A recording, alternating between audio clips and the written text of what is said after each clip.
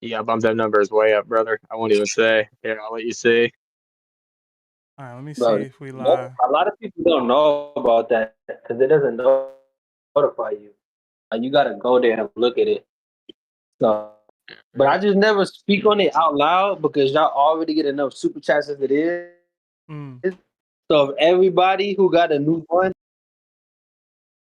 All right, I think we're live. Are we live? Let me know if we're live, y'all. I bet. Let me know if we're live. I think we're live. Oh yeah, we are.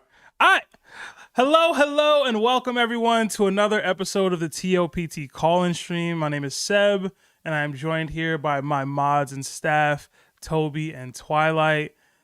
These are the call-in streams where we have you guys join our Discord voice channel to ask us questions, spit your hottest theories or rants about One Piece or really anything anime related. Honestly, it doesn't have to be anime related. You guys can talk to us about anything really. But it's a lot of fun. You'll have to be a server member on our Discord, so Warlord or higher, in order to see the voice channel that houses for the call-in stream only, the call-in stream only voice channel. We will also be allowing donated memberships. So any $5 super chat can get somebody in there as a donation. Any 5 gifted memberships will get somebody in as a donation. So things like that. We really do appreciate all the hospitality that you guys do come with. But yeah, these are a lot of fun. We rarely ever get to have call-ins on the live studio sessions. So we've decided to make specifically call-in streams or a stream dedicated to you guys calling in. So I'll open it up to y'all soon, but I just want to say what's up to Toby and Twilight, man. How y'all feeling, man? Feeling good. Like you said earlier, it's been about a month since we were last here. Yeah, Feels like forever. I'm Good to ready be to hear the back. people. I'm ready. Yeah, I'm ready to hear some theories, man. It's been a while since we've talked to the chat, since we've heard from everybody. I know we were able to get some calls in on one of the more recent live streams, but that's just so rare. But really do appreciate you guys' patience. Sorry, I've been doing a lot of traveling for work, a lot of traveling for play, and the Knicks have just been playing on call-in stream days, man. I'm not gonna lie, I'm a huge Knicks fan, as you guys can see. I'm not used to them being this far in to the playoffs, man. You know, it's June and I'm still watching Knicks basketball. They sold last night. Not what you want to see. Definitely not what you want to see. But y'all like the stream. If you guys haven't already, please hit that like button. For those of you guys asking who are new, again, you guys can participate in the call-in streams yourselves by joining in the link to the Discord and becoming a server tiered member, or donating your way or others people's ways in with $5 or higher super chats. But hit that like button. We did get a super chat from Twilight, nonetheless. His 47 months at Nakama status. It says, "Let's go, 47 months and many more to come. Let's go." Thank you, Twilight. Appreciate that, bro. 36 or 40 in Utah, 36. Yeah, I said 38. I wasn't too far off. 38. I wasn't too far off, You- man. Yeah. Yeah, guys, like the stream, hit that like button. I know we already have like 50 people in here, but we only got like 9 likes, man. Hit that like button. It helps us out, bro.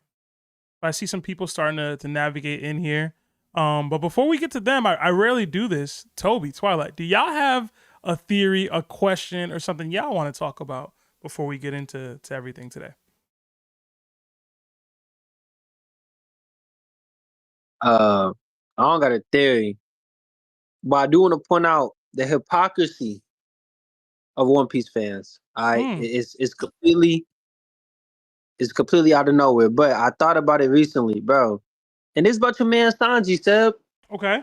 It's about your man Sanji. Yo, the the fact that people pretended like Jinbei was stronger than Sanji for 2 years out of nowhere for no reason was insane. And like now you don't really see people say it as much because it was a gimmick the whole time. Mm-hmm. But like back in Wano, when like Jinbei had joined them and then they got the bounties and stuff, and Jinbei's bounty was higher, Mm-hmm. the whole topic for that next week was, yo, how was Jinbei's bounty higher? He's not even stronger than Sanji. Or maybe it's because his reputation and his name, and he was a former warlord. But nobody said Jinbei was stronger than Sanji. For whatever reason, months later, all of a sudden Jinbei was stronger than Sanji. I didn't get it. I didn't get it. It was one of the weirdest 180s I ever seen in terms of power scaling from any fan base ever. And I couldn't believe it. And obviously, other hosts were pushing the agenda, and it was nasty. I just recently looked back and was like, wow, I can't believe there was a time where people were pretending Jinbei was stronger than Sanji. Toby, I mean, I don't know how long you've been a One Piece fan, but that's just how toxicity in the Sanji/Zoro fandom is. Because the same nonsense happened when Sanji's bounty was slightly higher than Zoro's for a couple arcs there. And it was nonsense then too. Like, I don't know. Bounty scaling has always been goofy in the first place. But I think in terms of Jinbei versus Sanji, it really comes down to how you viewed how strong Queen was and how strong the upgrades that Sanji got with his Germa abilities were. Because there's people, I mean, I debate Larry all the time as to whether or not Sanji's still stronger than Jinbei or not right now. That was a Larry thing. That's just a Larry thing. He was pushing the agenda so hard, but even Larry, like I remember these old episodes. Larry himself didn't even say Jinbei was stronger when the bounties came out. He was saying like, nah, y'all got to realize Jinbei's a warlord. He was a warlord. Jinbei was this and that. And then months later, it was like, yo, Jinbei's stronger than Sanji. And it was like, yo, where did this come from? Y'all weren't saying this a few months ago when it was actually a hot topic. And on top of that, Oda kind of told us, like, remember when they split up in groups in Egghead? And Luffy was paired up with Jinbei, and Sanji was paired up with, like, you know what I'm saying? And Zoro had his own group. Oda was telling us right there who the big three was. Like, it must be some. You know what I'm saying? And even narratively, it just wouldn't make sense for Jinbei to be stronger neither. So it's just, I don't know. It was nasty, but I'm a huge Zoro fan, but it was nasty how they was treating Sanji. If I remember correctly, Twilight doesn't care for Sanji too much. So Twilight, what you got? Oh no, I was gonna just ask a simple question. Whole Cake Island. You think Sanji's doing the same exact thing Jinbei did with Big Mom? Assuming he would be allowed to like hurt a woman or whatever. Well, no. I mean, not like the liver life. Oh yeah, for sure. The liver life is not even it's not even a thought to me. He would do that. I think even pre-time skip he would be able to do that.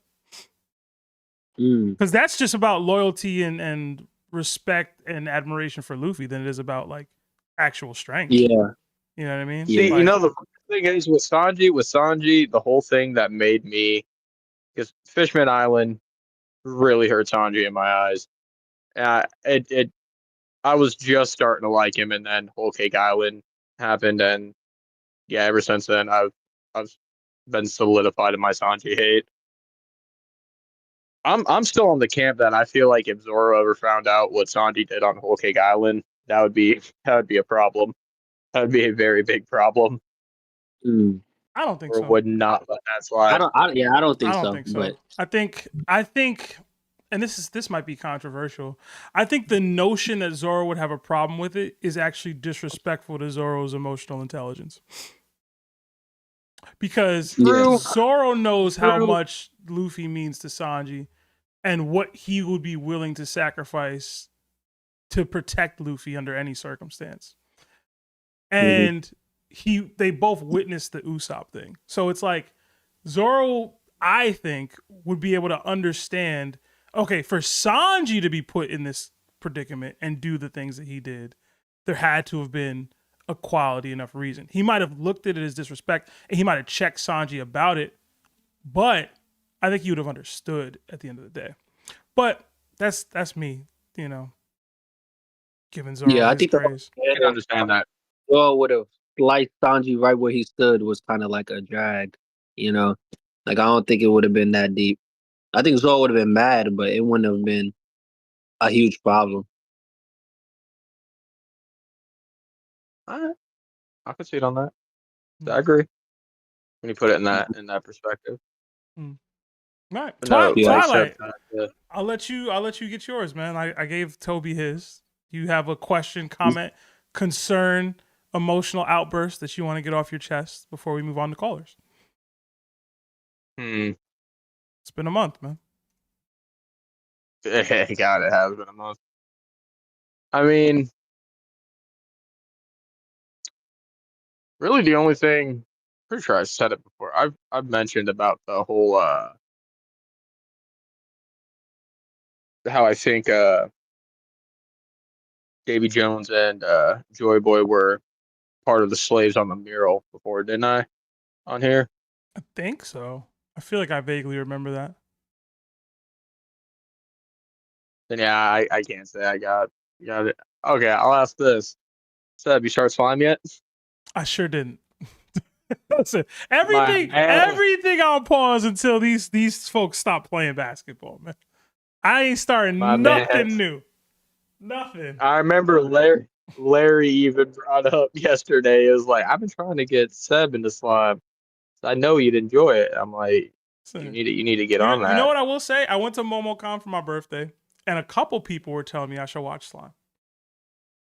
The newest season that's coming out right now. Like that's the thing with slime, and zero spoilers. I'll say zero things about what's happening. But the thing with slime is every season, it just. Oh nah. Did you do that? Oh, did we lose him? Did you do that? I didn't do that. Nah. Yo, Twilight. I hope you're good, YouTube. bro. That's crazy.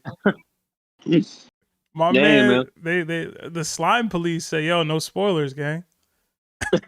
They got him, man. They came and got him. Yo, what was that? Hopefully Twilight's good, man. I know he don't live in the best area, man. I hope he's all right, bro. All right, yeah, man. Let's get to the rest of these super chats and they'll start dragging people up. We got 5 from Caleb Marchand, I believe. It says, "Hey, did you guys see the new Gears and Halo game? What are your thoughts on that?" I did not. I haven't seen any of the is it E3 that just recently dropped? I don't remember what it is, but there's some sort of like gaming convention that was like dropping a bunch of different games. I didn't partake in any of that. Oh, Twilight's back. There he is. Yeah, I know. I was like, I didn't hear anything for a second. I was like, something wrong on my end? No, what was the last thing you heard me say? I forgot. Bro. It's all slime. right, bro. There's something about slime. Yeah, it's all right, bro. We passed it. Well, no, I was just gonna say the one last thing I did have a question on because I thought of Epo. What is wrong with Takamura, dog? Listen. What? No. Like, I remember you said homeboy before about well, you hate your MC. Takamura's goated, man. Nah, like that's all good. What is Takamura's obsession, dog? What Epo's Wang? Yeah. Hey, man. I was watching the the fight I'm talking about when Epo's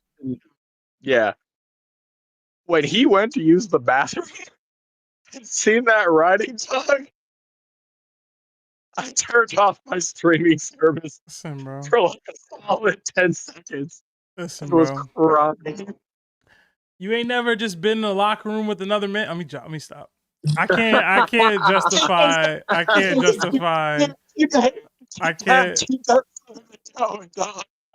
justify what Takamura be doing, bro. He's a wild boy. It is hilarious.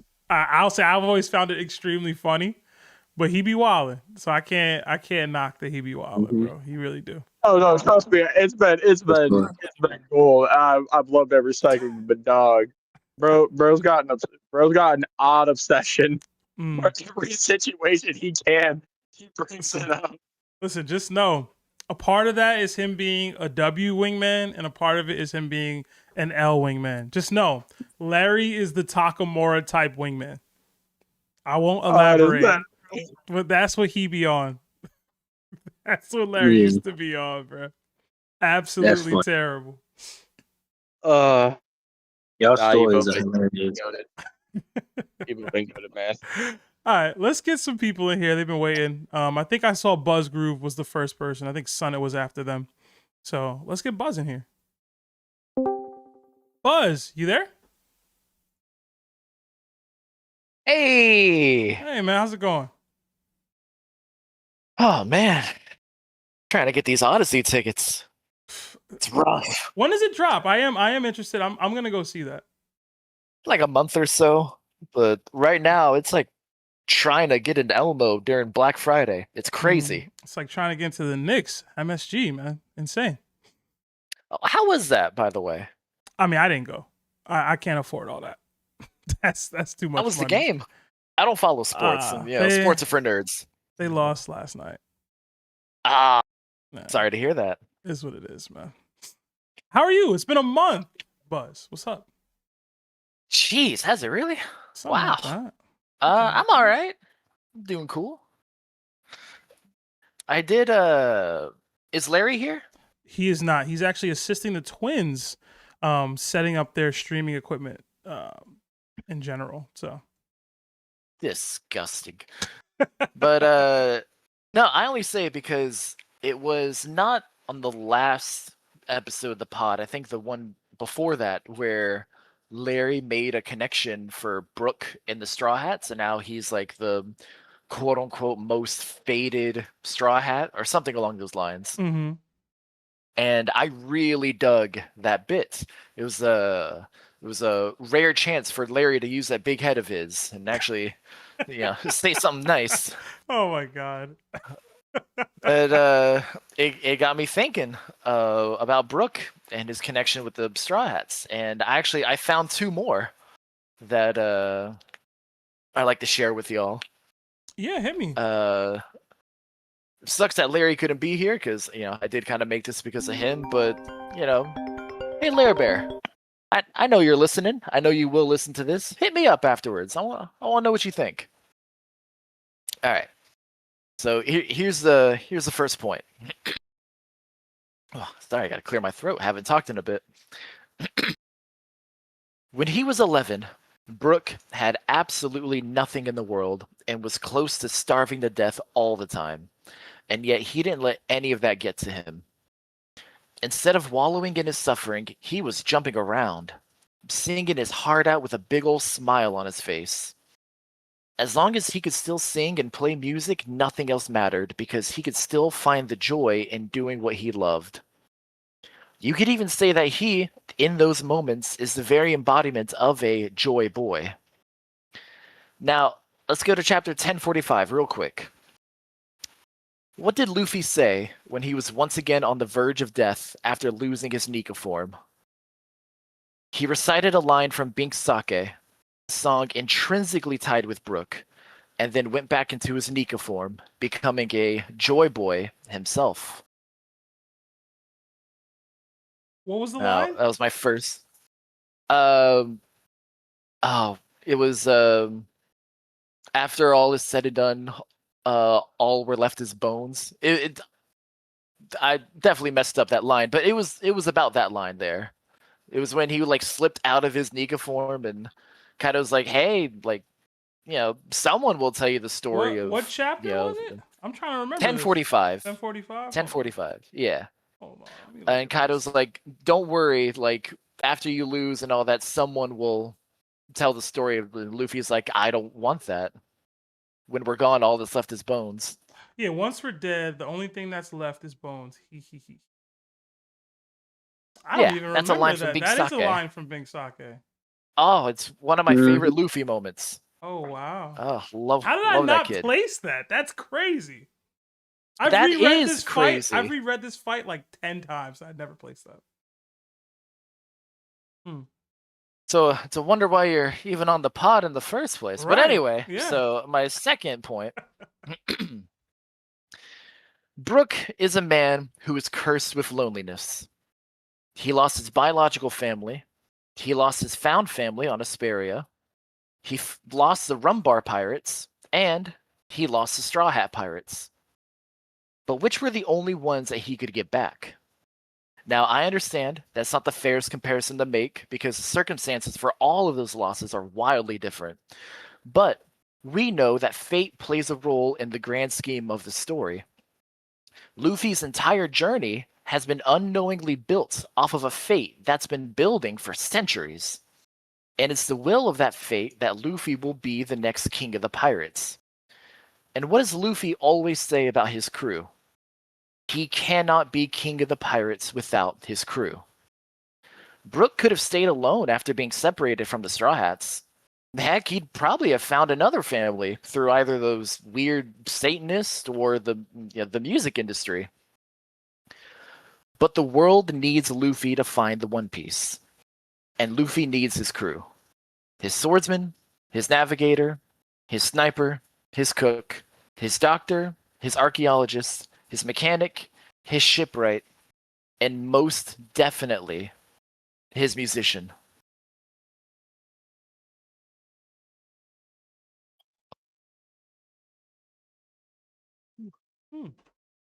Okay.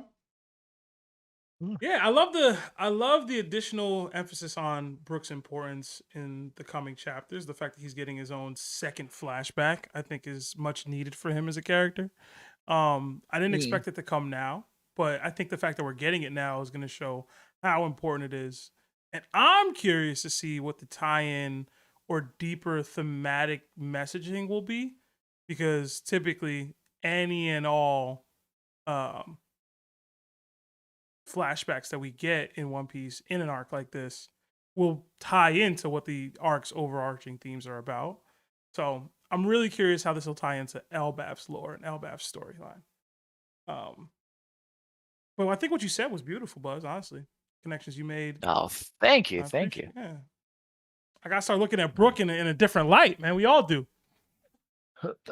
Look, he's had his gas from, who was it, Preston? Yeah. I didn't even realize I'm wearing the shirt. I'm wearing the sweater right now. Oh, are you? Yeah. Oh, that's fantastic. Mm-hmm.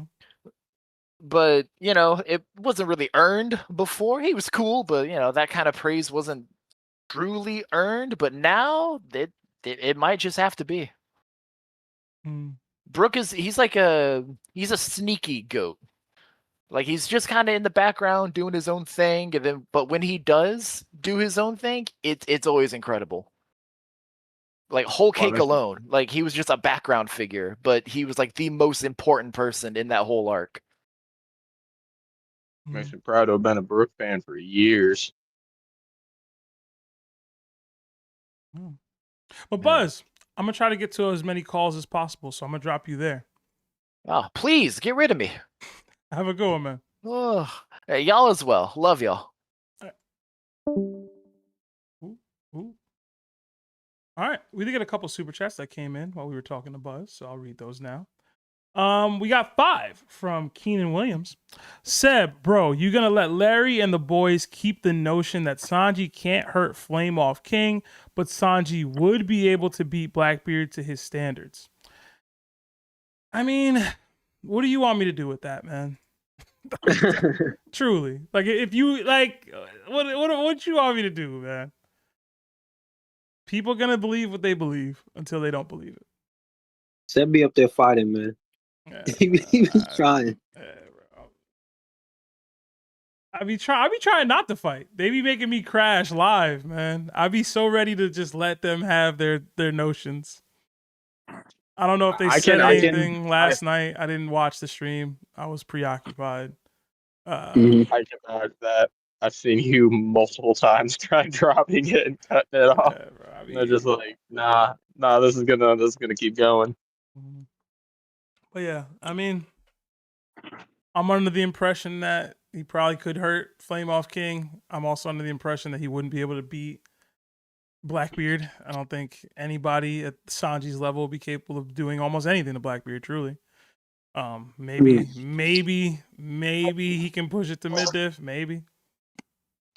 Very, very, very hard maybe, bro. Very hard. But yeah, they believe that, bro. I don't even know if they all believe that, but it is what it is. I also think King is one of the most overrated fighters in One Piece history. I'm gonna be real with you. Can't agree with that one, but King cool. King cool, bro. Let's be real. He cool. And also, if his ability works the way that people act like it works, then he's one of the dumbest fighters in One Piece history. Because why is the flame ever off? Ever. Exactly. If it works the way I think it works, why would the flame ever be off, bro? I mean, didn't he explain that he moves faster without him though? Okay. I'm faster. That's cool. And he had to hit Zoro. He had to hit Zoro at some point. Oh, this is what I mean though, Toby. If the ability worked, if the flame on works in the way that y'all are suggesting it works, it doesn't matter. It wouldn't matter how fast he is. He would just outlast whatever Zoro hit him with. Yeah, it wouldn't matter. Right. It would never matter. It would never matter. Nah, you're good, man. But I tried King. Listen, I like King. I think King's design is one of the best in the series. I think his story is pretty cool. I think his ability is dope. I think Oda wasted a devil fruit on him. He should have gave him something to make him a little stronger. He kind of already had flight and durability. Like he didn't gain anything with his devil fruit. I thought that was kind of not unfair to him. But yeah, the way they talk about him though, like people tell you, Cat has no chance. People like Sanji has zero chance. I'm like, all right, man, let's be real. That was one of the super chats last night. Was about how Sabo. Now that I think about what was Sabo versus King? It was Sabo. No, it was Sabo versus Cat. I don't know why this reminded me because somebody brought up Cat. Yeah, it was Sabo loses to Cat and Blackbeard, and then it was basically a Cat over Blackbeard and Sabo super chat. I can't. Maybe Sabo. I can't. Not Blackbeard. Cat not being Sabo or Blackbeard, bro. I'm gonna be real. Yeah, I don't think so. But Sabo just don't got. I feel like Cat would beat Sabo. Blackbeard, as much as I hate the guy, I don't think Cat's got that one. Yeah. This is why you got to scale with the narrative, my guy. This is why. This is why. Because I'm going to be real with you guys. Sabo being Cat, and y'all gonna ask me to go to the feeds and stats and stuff. I don't like Sabo. All right, I like Cat as a character much more than Sabo. But if them two dudes got into a fight, I got Sabo every time. I got Sabo too. Dragon's right hand. All right. Next we got 4 months at Nakama status from David Yokes. It says, any thoughts on all 4 Yonko meeting up at Raftel? And I appreciate you using Raftel, the OG Raftel, David Yokes. That tells me you're OG. All 4 of them at Raftel at the same time? I will say this. I've always wanted there to be a Yonko summit where all the Yonko meet. Now, granted, this was way back in the day where it was, like Kaido, Big Mom, Shanks, Blackbeard. You know what I'm saying? Yeah. That's what I wanted. When Luffy knocked these 2 off, I was like, okay, we can see it now. It's probably more likely to be seen now, at least with 3 of them. I could definitely see at least 3 of them in the same place at the same time. And maybe Blackbeard crashes the party. Yeah. But I don't know. At Raftel, I'd say Raftel's too far. I would say let's do Lodestar. I don't think we can do it at Raftel. It needs to be a lesser island. I think there is significance to only one of them making it to Raftel. Yeah, because I ain't gonna lie, I'm gonna be mad if Buggy makes it again. What? Yeah. He didn't make it the first time, did he? He was sick. Yeah. I ain't gonna lie, I just don't like Buggy. So I don't want to see him make it at all. What's wrong with Buggy, man? You don't like the gags? Buggy gang. It's good to a certain point, though. I feel like Oda's kind of taking it to a point where, like, you think it's too Yonko? Far? You think it's too far? Yeah, like I think Yonko is where I actually started disliking him.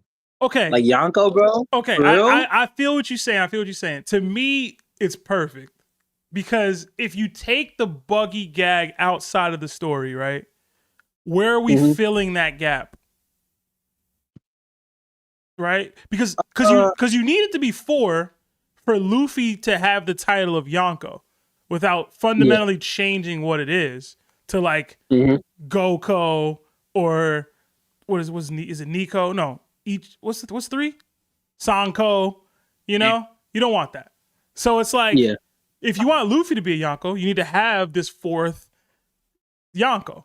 So unless you're gonna make Dragon a pirate out of nowhere, like what is the 4th entity that would take up that top billing? And Buggy kind of positioned himself in the way that, like, I don't want to say the traditional pirate does, but like he's went from random bugger, like what's the word I'm looking for? Cabin boy to captain, to bounty, impel down, threat levels, whatever, to warlord. Whether he earned it or not, he didn't, but like warlord.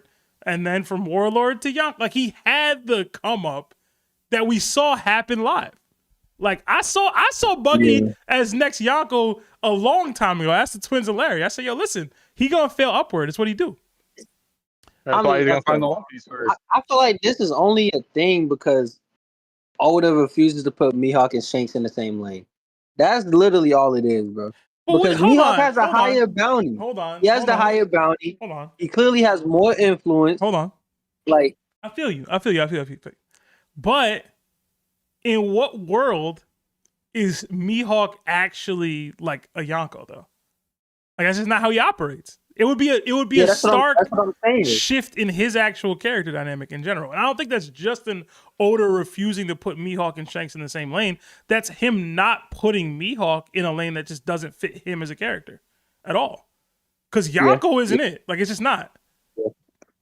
So then it's like, okay. Because realistically with Mihawk, if he was going to be a Yonko, he would have been a Yonko a minute ago. They could have made Mihawk a Yonko at any point in time if they wanted to do that, technically. Right? No, he was a warlord. He went the warlord route. He could have been the only one that's both. Technically. Yeah. Exactly. And then, I mean, at this rate, it could have. See, I don't like Crocodile being a Yonko neither, though. That's what I'm saying. So, Toby, you know what? The other avenue would have been making Kid more important. You know what I'm saying? Like giving Kid more relevance in this, giving him a bigger crew that could actually compete on a Yonko level, or somebody like Ace still being alive. Like those are your only avenues to still have the Yonko system as it is now. I've never gravitated to the Katakuri could take over the Big Mom Pirates. That's never made sense to me. Maybe y'all call me a cat hater. If you were to insert cat into the Yonko system right now, that would have made sense to y'all. Like, nah. And like, nah. And that's the other thing. I think I mentioned on the pod once. The beauty of it is the Yonko that we have currently, the ones that we have right now, Buggy, Luffy, Shanks, Blackbeard. They are all the prototypical pirate in different ways. In ways that we didn't have prior. I love that personally. I agree. And I think Oda's goal has been to get to a more prototypical pirate base. So, all right, we'll move on. But Buggy for Yonko. If he's to move up, I don't want Pirate King. No, I would prefer we go to a Celestial Dragon. Oh, if he falls up to Pirate King, I'm good. Serious. I'm good on that. I'm good. Even if it's like a One Piece and he's not even gonna know what it is. Nah, I'm good on that. Make him a Celestial Dragon or something. I'm good on Pirate King Buggy. Another 5 from the Boulder. It says, have I ever thought to do a weak characters DDT or a top 30 worst characters list? I think it would cause some funny debates. #LarryTax. It's been discussed a few times. I've never put in any real effort into crafting a bracket or any sort of actual like stream where they're fighting one another. But I probably could. You know, Gaimon versus Papagu. Yeah, it would make for some interesting matchups. We had some interesting super chats that would be correlated to this, like Usopp versus Orochi recently. I've always thought Usopp versus Buggy would be a very interesting fight.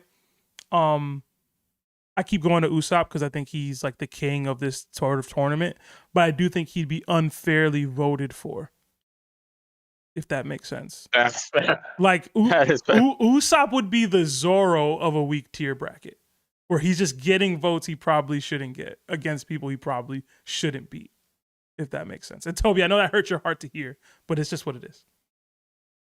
It's 100% true. And I'm a Usopp fan. Wait, say it again. It's all right. You don't got to hear it. Nah. All right, I'll go back in the stream. Fuck it. I'll say it. Language, sir.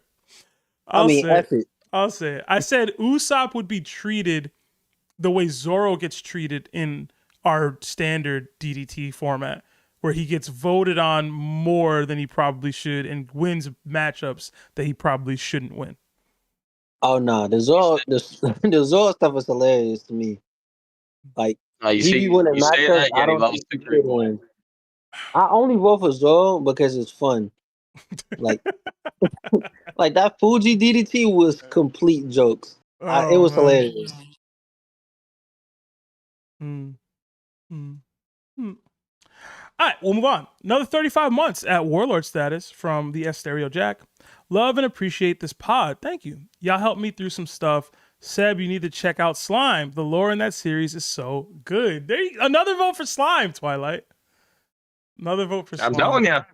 Listen. I'm telling you. One day, listen, again, when the Knicks are done playing, I'll be opened up to a whole lot more free time. A whole lot less stress will be on me, you know. Well, you're back 76 episodes. Listen, 76, that's light. I could do that. I could do that in a summer. In a summer. I could do that in the summer. It'll take me a little bit, actually, is what I mean. But I could do it. Apparently, they try to tell me summer is all the way through like September 22nd. That's absolute nonsense. It's crazy. I think summer is through Nah, listen. Hell no. Listen, summer starts Memorial Day and it ends August 31st or whatever day that is. September is not the summer. Meteorological. Yeah, Meteorological September is not the hasn't summer. even started yet. Nobody cares about the meteorological summer, man. Nobody cares about zodiacal astronomy. Nobody cares. Okay? When are you cooking out and when are you going to the beach? That's when the summer starts. That is Memorial Day. May, June, July. Yes. May, June, July, August. August, yeah. Yeah. September 1st is not the summer. Nope. And based off what you're trying to tell me, Twilight, September 22nd? No. Absolutely See, not. I wasn't saying late September. I was saying like September like 8th or so. Twilight, how old are you? Oh, this August I'll be 30. Okay. So you're old enough to remember 9/11. Is that a summer activity to you? Hey, I didn't put it past the 8th. Didn't think so. We were all in school when that happened. Okay? It was not summertime. Anyway. Fair. We got another 2 from Inferno Knight. Seb, can Blackbeard and Kuzan beat any Yonko in a 2v1? Yeah, I think they'd beat every Yonko in a 2v1. That's 2 Yonko level fighters. Yeah. I think That's like 2 Yonkos versus 1, basically. Yeah. Kaido, Big Mom, Shanks. They beat all of them, literally. Every single one of them. Yeah. I'm going to say something on this one. What you got? I don't want to get into it. I was going to say I think that's Cap. Cap? Who are they losing to? With Kaido, specifically. I don't think they got Kaido. I don't know, bro. I feel like Aokiji by himself pushes Kaido to like high div. I'm a disagree strongly on that one. Oh man, we sleeping on Aokiji or we big Kaido guys? Listen, I'm a big Kaido guy. I agree. I'm a huge Kaido guy. I agree with you though, Toby. He's pushing it. Yeah, he pushing it to high div for sure. Wait. Nah, I'm tripping. For some reason, I was thinking Kizaru. Would it matter? Kuzan definitely. Would it matter? Yes. I think it matters. I don't think Kizaru is as strong as people think. Kizaru and Blackbeard are beating Kaido. Kizaru. Okay, yeah, I think Kizaru and So, like Blackbeard I was still said, good. it doesn't I think it's matter. still That's what I'm saying. It doesn't matter. So, There's Yeah. no devil fruit. One Thunder Bagua, Blackbeard's out. Straight to the I think face. I think the only way they maybe lose is if it's like Green Bull and Fuji. can I ask you? Then, Hold on. Can I ask you you know? something? Can I ask you something? Twilight. We say this What's right. up? One Thunder Bagua and Blackbeard's out. Have you ever seen Blackbeard get knocked out? No. That man has been hit by Whitebeard. He's been hit by. I mean, Luffy was weak back then. He's been hit by Sengoku. Whitebeard was been dying, dog. Listen, Whitebeard had a hole in his face and a hole in his chest, but he I'm just saying, Blackbeard the in the face. notion that he would be knocked out, I don't see it, bro. I don't see it. Well, I didn't even necessarily say knocked out, but I was saying out of commission. Is that what that mean? We can go. He's not getting back up for a little bit. Like he sat. Like look at. I hate bringing it up because it's technically anime only, but I stand by the whole Beppo thing. Like Oh Sulong my God. Beppo. Oh my God. Absolute Blackbeard nonsense. walking backward. Absolute nonsense, man. Twilight, you're coming in choppy. You're coming in choppy. Am I? All right. I'll switch over. Yeah, continue. I'll switch over to something different. All right, and another two from Project Iceman. It says, made some jerk chicken and rice. Gonna be a good day. Oh man, I've been craving Jamaican food recently. There's this spot near me that has like a deal on Uber Eats, and it's like buy one get one for free. Mhm. And Yeah, I got a Jamaican spot too by my house. bro, it's not the absolute peak of Jamaican food in my area, but the fact that I can get one free is like it's like a great deal. And like the new card I got gets me like Uber like benefits, so I get like $20 a month and stuff. So I was like, yo, it's basically just free for me to get like 4 plates of Jamaican. You know what I mean? Oh wow. Need that. You be abusing that. I wait once a month. I'll be wilding. I let it load. I be like, bet. That time. It's that time, man. It's that time. Do I sound better? Yeah. Yeah, it's better. All right, bet. There is like something in the background, like maybe you have a fan on or something. Oh yeah, no, that'd be a fan. It's like 94 degrees here. Oh, okay. But all right. Let's get to the next caller. I think Sunnit was the next person who was up. Sunnit, you there? Hello. Hey, how's it going, man? I'm doing good, man. How you doing? I'm chilling, man. I'm chilling. Good to be back. It's been about a month since we talked like this, so glad to have y'all here. It's been a while. Good to hear from you. Yeah. What's going on, man? You have a question I wanna. or a Yeah, or a theory? This time it's not gonna be a theory, but I had an interesting topic, and Okay. it's about perspective. Okay. In the world of One Piece. So, and just bear with me. I'm gonna get a little philosophical here. Mm-hmm. But I heard this quote from TikTok, and it got me thinking. And it says, "If good people can become cruel after enough pain, and bad people can become kind after enough love, then what actually separates good from evil?" So, got to reminiscing, and because when you really think about it, most people don't wake up believing they're the villain. They believe they're justified. They believe the world forced their hand. And that's what makes characters in One Piece so fascinating. Oda rarely writes people as purely evil. He writes them as products of pain, desire, ideology, lineage, fear, and environment. Take Doflamingo, for example. To us, he is a monster, a tyrant, a manipulator who enslaved an entire country, destroyed families, corrupted children, and so on and so on. But from his perspective, the world betrayed him first.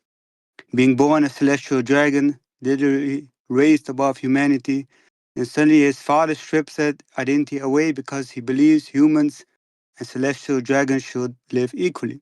Sounds noble, right? Except the war didn't reward that morality. The civilians tortured them, beat them, hung them.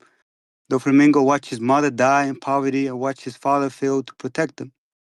Now, here's the interesting and important part. His brother, Rocinante, experienced the same suffering and became compassionate, while Doflamingo experienced it and became hateful.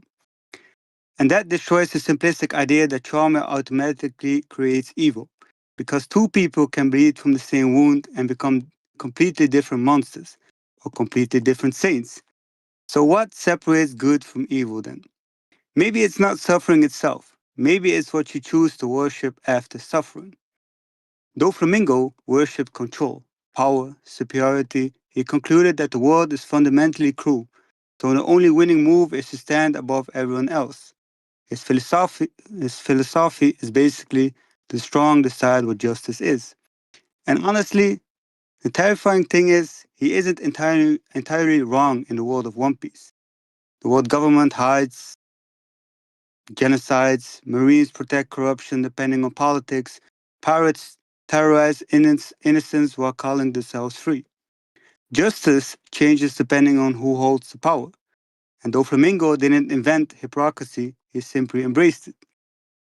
And that's why the family, yeah, let me rephrase that. That's why Don Quixote family follows him with absolute loyalty.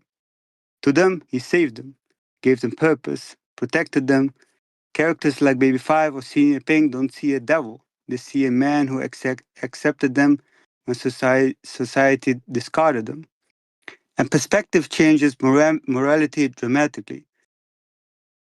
It's the same man, different truths. And maybe that's the uncomfortable reality Oda keeps hinting at.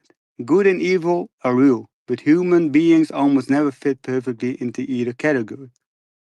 Because a person can commit evil while still loving deeply. A person can fight for justice while doing horrific things. A person can be broken by the world and still be responsible for what they become. And that last part matters. Because understanding Doflamingo is not the same as excusing it. And a lot of people confuse empathy with justification. They think if you explain the villain's pain, you're defending their actions. But no. Understanding why someone becomes monstrous doesn't erase the suffering they caused. It just makes the tragedy more human.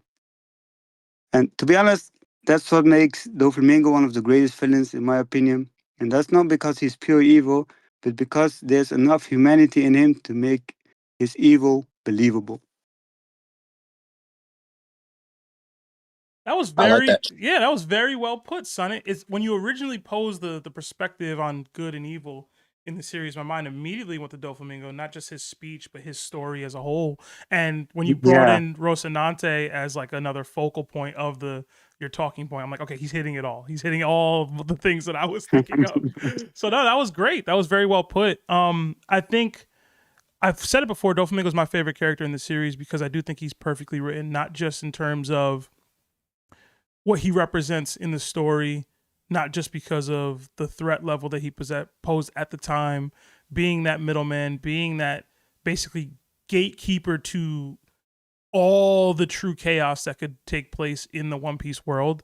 If he's removed, I kind of love him for that. But because of all the things you brought out with this perspective, not only is he like a heralder of the times to notate a change, he's also aware of his place. He's aware of his choices, like he actively says, hey, like people who know peace and people who know war have different values, and he, seeing both, chooses which values that he goes towards depending on the situation.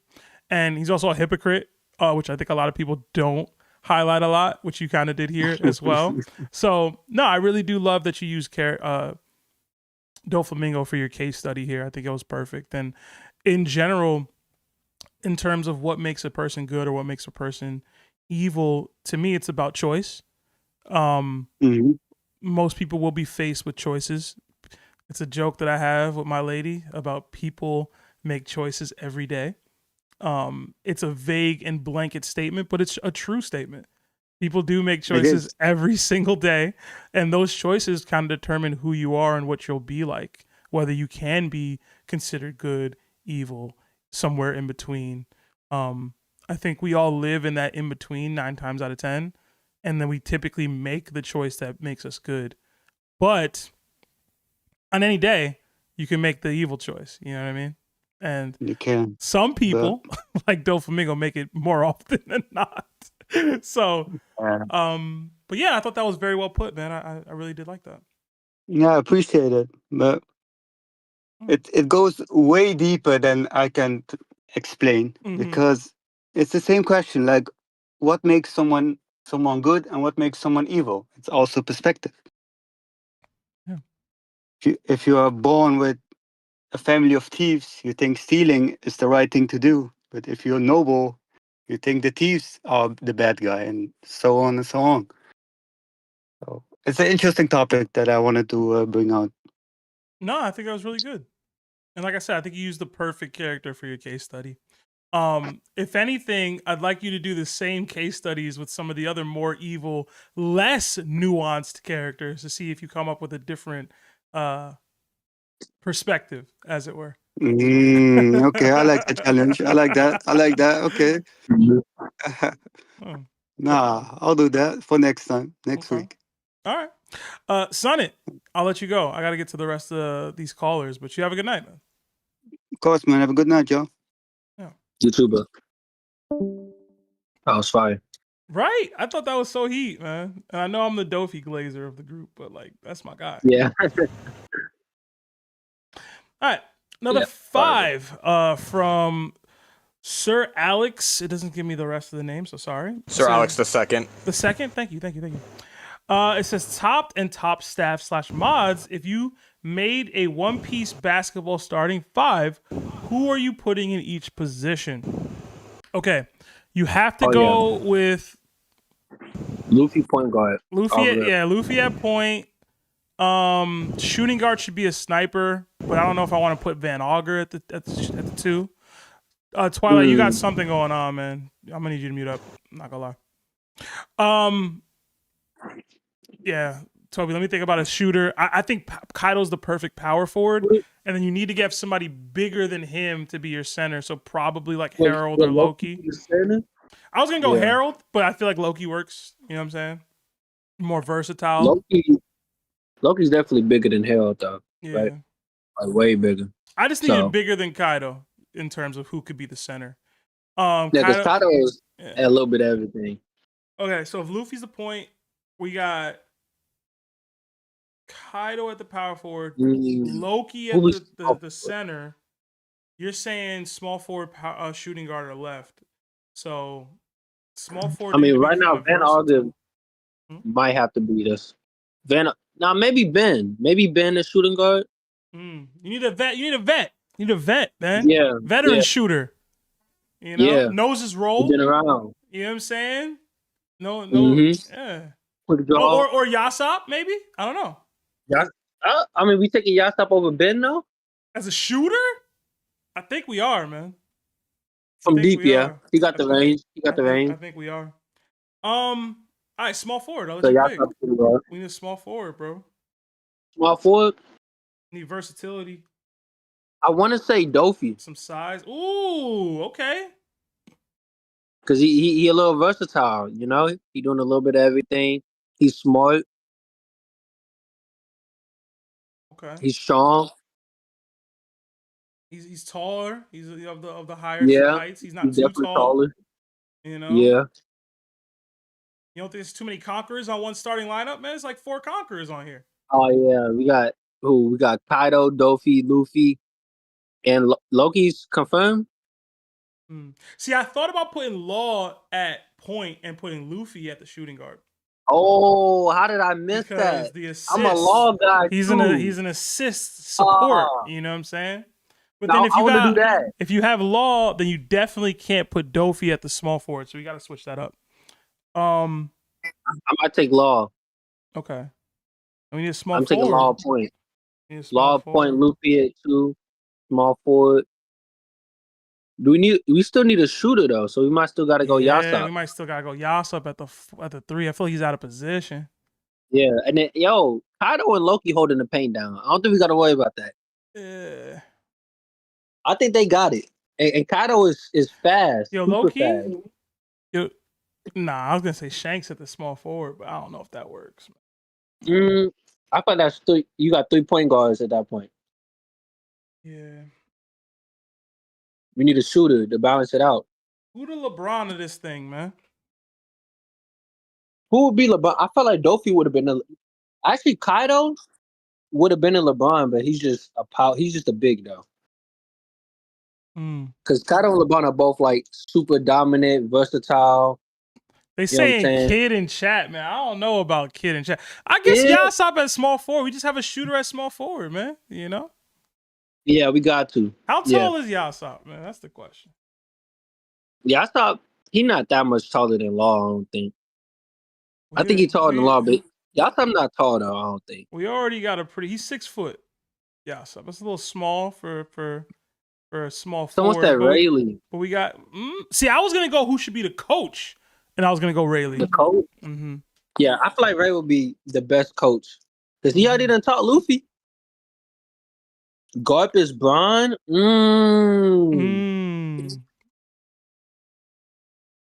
See, I was going with people who was still alive, low key, but Zook is cooking. He came up with both of the last. He came up with Rayleigh and Garp. Aokiji at the small forward? Oh yeah, Aokiji is tall. Oh, we can do Kizaru. We can do Kizaru. He's a shooter. Got speed. He's super fast, yeah. And he's not an ego. He can sit back and chill. Yeah, he's a shooter. He can shoot from range. He got speed on defense. You know? He got size. I gotta go Kizaru, but I ain't gonna lie. See, I was thinking I was about to go real crazy and go like Kuma at the small forward, man. But I don't know if he's the shooter we need. I'm gonna keep it with Kizaru, man. All right, so it's Law at the point, Luffy at the shooting guard, Kizaru at the 3, Kaido at the 4, Loki at the 5. Loki at the 5 is crazy. Yeah, that's a crazy lineup. That's a lineup. Did we cook that? Did we cook, bro? I think we cooked. Yeah. One Shanks is wild. Yeah, well, you can't get Shanks in there, man. You can't shoot, man. Yeah. He a liability. He can't go left. Liability. Liability, man. Shanks ain't seeing minutes on this court. He ain't seeing no minutes. Get him out of there, coach. Get him out of there. He gotta be like the Sean McVay of coaches, bro. Yeah, for the NBA. People we not letting in on a basketball team, Sanji and Shanks, man, they liabilities, bro. Can't happen. Why Sanji? If you see a girl, he can't play with his hands. Oh my god, bro! No, he can't play with his hands, man. What we doing? You can't kick the ball, bro.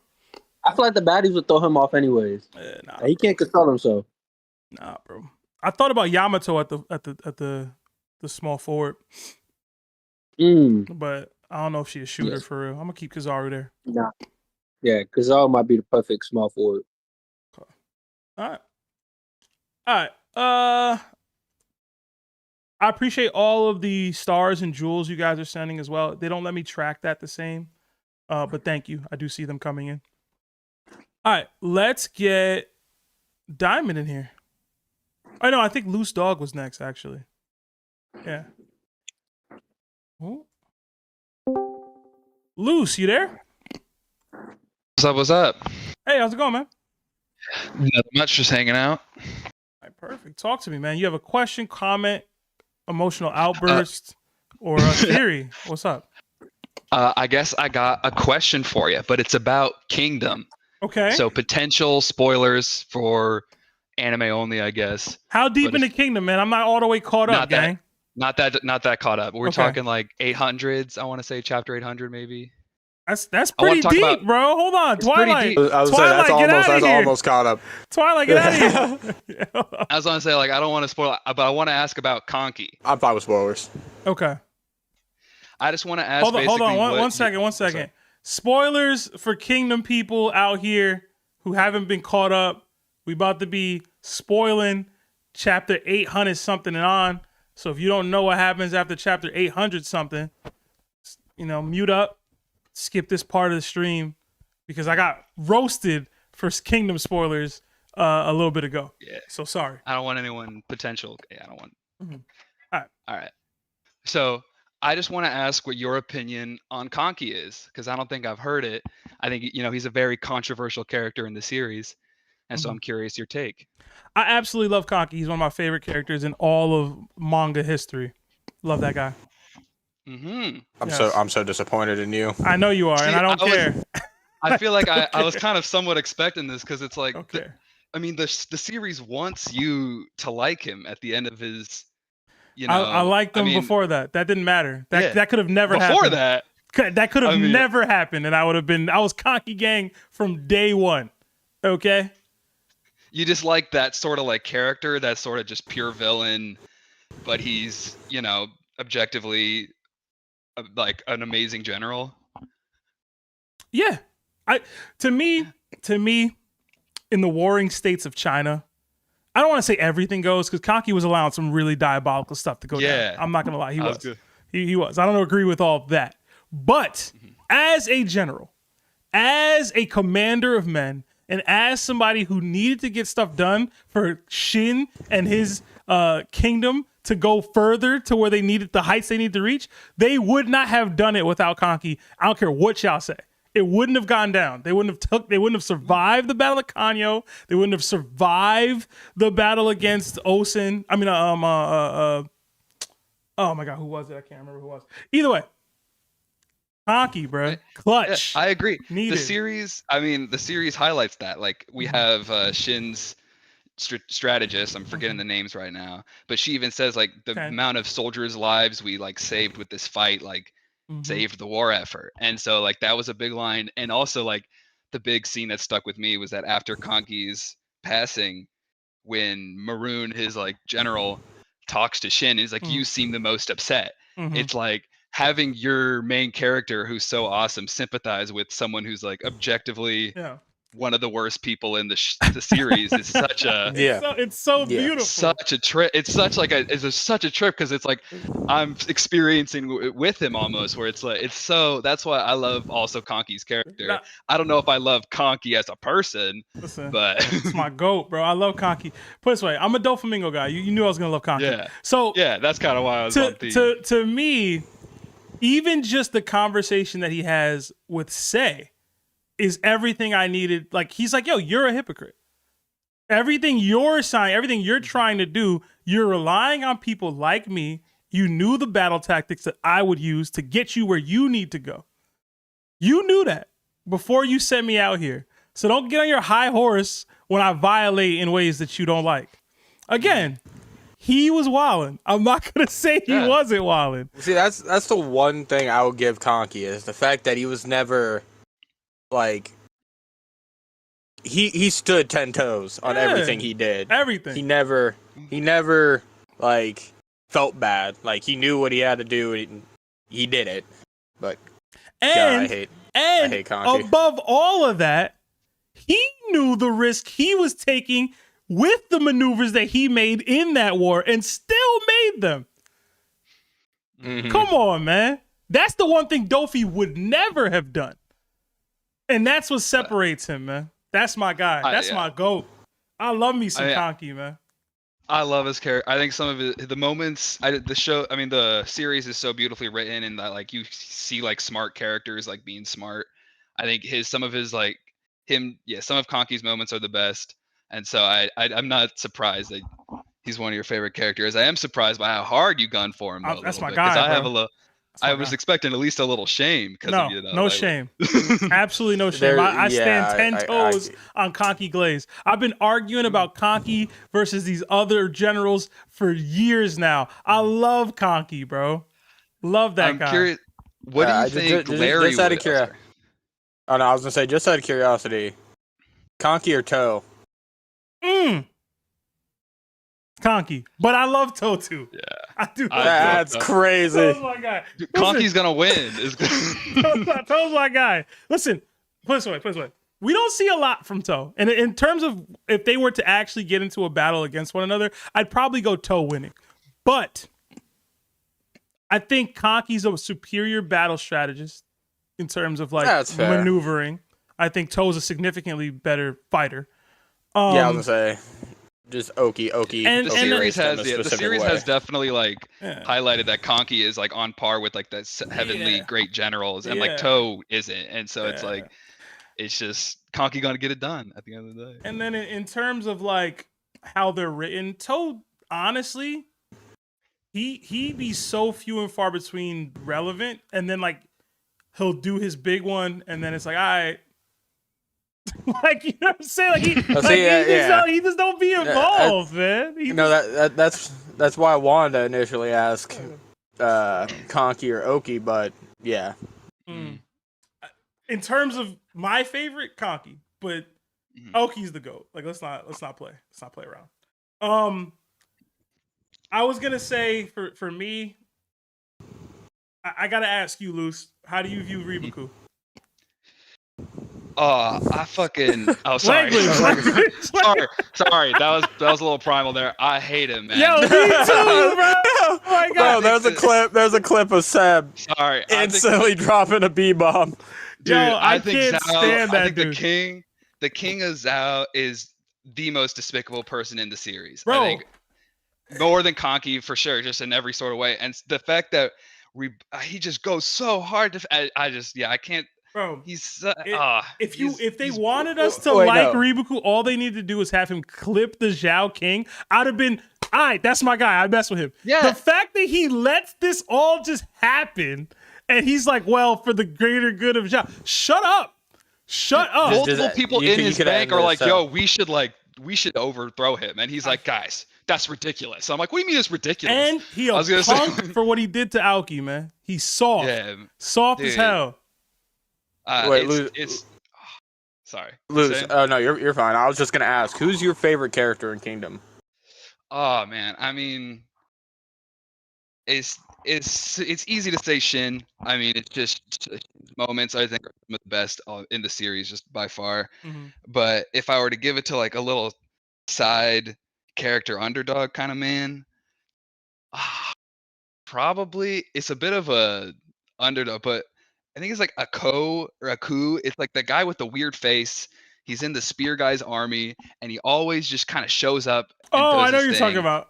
Yeah, he always shows up at like fair. the right time, and he friggin' does his thing. I don't know why. His character design is funny. I think his character's funny. Okay. He always just wins. I don't know what's up with him. Twilight. It has to be I'm gonna Shin, tell you who otherwise. my favorite character in Kingdom is, and it's not Conky. I know most people would think it is based on the way I was caping for him. It's Shohei-kun from the Like the strategist. That's a good pick. That's my guy, bro. I feel like every time he stunts, the world changes. Like another valid. That's my guy, bro. After him, We've it's seen- Conky, and I'm a villain guy. I love Osen as well. Shin is in there, but I'm a villain guy. I loved Ryofui. I did. He wasn't strong.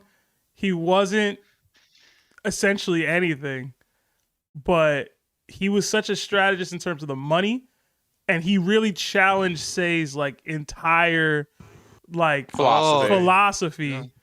And he's still out there. Yeah. You know what I'm saying? He's still out there. I respect that. See, if I had to go villain, oddly, because I'm not fully caught up, but I don't know why. I feel like Karen's gonna go the distance. Oh God, no. But I like no, Karen, but I'll throw in a shout out to the Mountain Queen. I think the Mountain No, Queen. Yotanwa is my favorite. That's what I was just about to say. Yotanwa is my favorite character, hands down. Yotanwa and her girl, Yotanwa and her boy. I mean, Byoji or Bakaji. Yeah, Byoji. Bakojio. I don't remember what his name is. Bakoji, I I think they're hard it to is. say, but yeah, those two I love. Yotanwa and Bakoji. Anytime they're on panel, they're gonna show out. I love I'm also a big Ohan guy. I feel like most people crap on Ohan. I like Ohan, man. I like Ohan. I also like Neji though, so I guess it's the same. It's like the same character. Yeah. You're not wrong. Shout out to Kingdom for getting the rivalries right, man.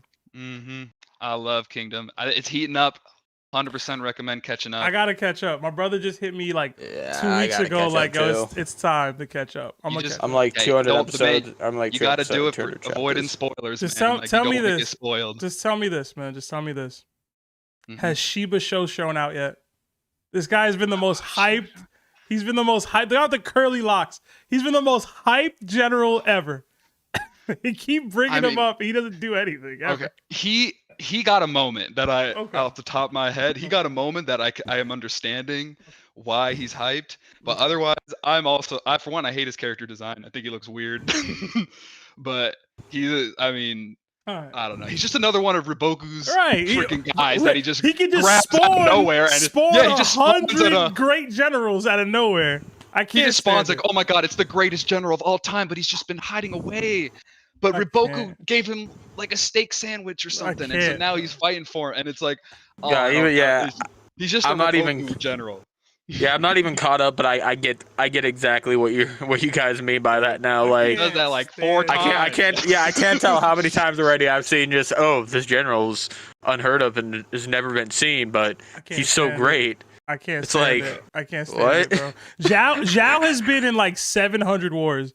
Where are these people coming out of the woodwork from, man? Like, come on. It's ridiculous. And they all have this random undying loyalty to Riboku. Like, there's no chance. There's this it's a little moment, but it actually had me so pressed when Riboku was freed the second and when he was released, they released all of these generals that the Zhao King put away for defying him, and it's like 12 buff super generals, and like Zhao's great again. I'm like, what is happening? I think that's exactly where I'm at right now. In I was gonna say, Riboku just finds these dudes. Like, I don't know. He finds a way to lose, though. That's the language earlier, but that's where it came from. I've been arguing about the overratedness of Riboku for years now, bro. He's so overrated to me. He's a genius. I give him all that. Yes. He's Blackbeard. He refused to fight without the absolute deck stacked, where it's like, hey, I have a 4-to-1 numbers advantage, terrain advantage, resources advantage. Yeah. And he still finds ways to lose. Token advantage. It's like, oh my god. And he still loses. I can't stand that dude, bro. And he's so fake. He's so fake, like righteous. I can't stand him, bro. I really can't. Anyway, he supports the most despicable. Like, some of the panels that like just the Zhao King is in, like, rings in my head with how like despicable the stuff is going on. Bro, he be in that room, man. Yeah, just letting that happen. He's just like, there. oh my god, diabolical. Y'all talk about Conky. All right. Yeah. Okay. No, see, that's two different diabolicals, dog. What? Conky's in like top 5. Conky's making banners. Hey man. And signs. Hey man, you gotta still fear with sometimes. children. You gotta instill fear sometimes. Okay. I'm not saying he didn't. Just saying. Listen, the guy's a menace. Conky ain't do nothing wrong. Okay. Okay, dog. Nothing might be a stretch. Yeah. That's like saying Griffin did nothing wrong. Nah, that's crazy. Griffin was wilding. Griffin was absolutely wilding. Griffin was doing worse than the Zhao King, man. Arguably, maybe not, but still. Yeah, I was gonna say. It depends on who you ask. It's just, I guess we won't get into that. Yeah. I do have a little bit of a topic switch before I leave y'all. I'm gonna get a little hate from the community here, because I've watched it and read it, but I personally would not recommend That Time I Reincarnated into a Slime. Ooh, sorry. That is dirty. I'm sorry. I like it. It's fine, but I think it falls trope. It has tropes that are some of the worst anime tropes ever. It's got one of those 1,000-year-old, 14-year-old looking girl characters that just like shows up every once in a while. It's talking a bit about Miriam. Yeah, Miriam. Miriam's kind of crazy. I'll give you that. So it's like, it's a bit, I can't exactly wholeheartedly recommend the show with that sort of character existing. And it's a bit more, it's a bit of a fan service show. I think it's good. Okay. Yeah, it's a bit of a fan service show. I'm gonna disagree with you on that. You're a full disagree on that. Shion, okay, somewhat. Shion, like I was gonna say, you even said it. Shion, the elf titty bar. Okay, moments. that was like the elf titty bar was like episode 5. They go like twice. Okay, they go like twice. Okay. Well, I will say when Larry was recommending it or bringing up this elf stuff, as far as like finding the love of your life or like the one or whatever it was, I was like, so they're just at like a brothel? Like that's what we're doing? And I don't know how often they frequent this brothel, but it's not frequent at all. Okay. At all. Oh. Look, I'll say Slime's got some great moments. I think its system is pretty fun to watch. It's fun to see. I think the world is pretty cool. Some of the characters are pretty cool, but I've seen a lot of you gotta see it. I don't think it's a you gotta see it show, or much less a read. I think there's better reads and shows. But I do think, it's got, I mean, Miriam puts it down like, whatever you're thinking, this character's pretty crazy. I think the fan service does exist. It's a bit of a fan service theme show. And that's just my take. I think the reason I am so like, it's not a fan service show, like to a really even mentionable degree is because I've also come from High School DxD, High School of the Dead. Oh, man. Okay. Like actual fan service shows. Listen, High School of the Dead was nasty. It's a show. It's just like it's a show that would have like a beach episode. Like a lot of shows have like a beach episode or like a pool episode, but it's just like one of those kind of shows. You can pull off a pool or beach episode as long as somebody dies at the end. They did that in JJK. Yeah, like I think like that's what I'm saying. Like anime tropes exist throughout all anime, and you could do it right or wrong. I think that time I reincarnated into a slime. I mean, the title itself is a bit of a giveaway. It leans into tropes. It's like it's one of those kind of shows. And like I'm not saying it's bad. Like everyone loves those kind. I mean, I like it. I like solo leveling. I like all that kind of stuff. But I've just seen a lot of people caping for it, and it didn't sit right with me, and so I had to step up. Loose. I recommend Gachi Akuta. Gachi Akuta's a good read or a good watch. It is. Otherwise, that's it for me. I think I'm taking up a bit of time here. Yeah, Loose, we'll have to drop you there. You and Twilight will probably have beef for as long as you know. But no, I'm sure. No. I respect opinions. I respect opinions. I think Miracle D Mayo might kill me. I've seen him. Yeah, that one might. He might. Yeah, I'm sorry. I apologize now. Let's be friends, please. Otherwise, peace to y'all. Thank you for your time. Peace out, Loose. Peace. How you feeling, Twilight?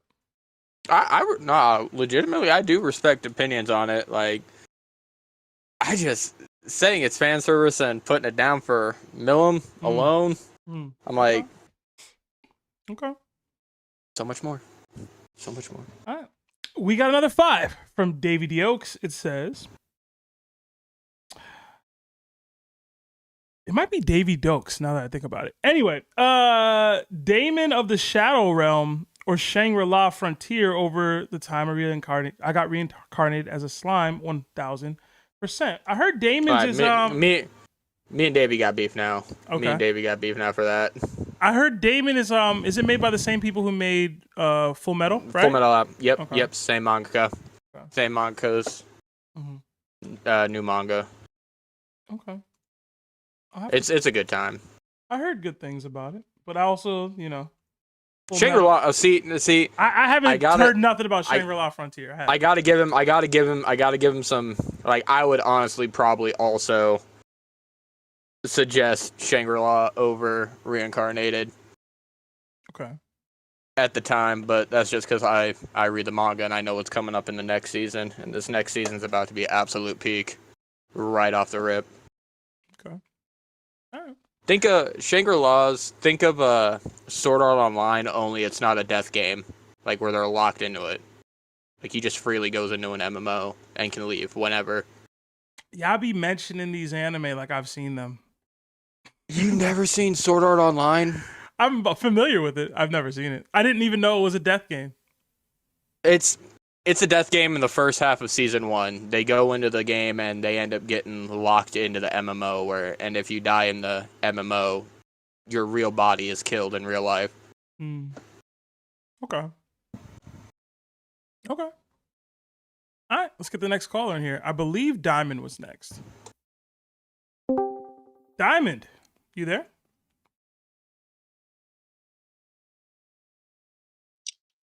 Hello. Hey, man, how's it going? Going good. How y'all doing? Chilling, man. Chilling. It's been like a month, bro. Sorry for the delay. It's all good. Hey, what's up, Toby? What's up, Twilight? My favorite store runners. What's up? Hey, no. Store runners. Bro, I still haven't got my cherry Pepsi and Slim Jim, dog. You are bro. slacking. Yeah, yo, Toby, I'm waiting on my Mango Arizona and my hot fries, bro. Where they at? Yo, I'm gonna go get the hot fries, and I'm not gonna get the mango. I'm gonna get a Coke, and I'm gonna eat it right in front of you. Yo, the Mango Arizona's peak, That's bro. You gotta get the mango one. It's so good. Now you gotta go green tea. I've never tried the green tea. I'll be honest. Mango Arizona different, bro. Mango Arizona does go hard though too. I don't really like mango drinks. That's why. I like mangoes, but the drinks be throwing me off. You gotta have a mango milkshake from Arizona, bro. Yeah, you gotta have a mango milkshake from a Dominican shouty. Mango milkshake. I ain't never tried that. Change your life. Yeah, same. Gotta be Dominican though. Gotta be. What was I gonna say? I was gonna. You guys mentioned high school and CB earlier, and I just want to find out, y'all seen Issei Juggernaut Drive? That's like top 10 anime transformation. If y'all never seen it, bro.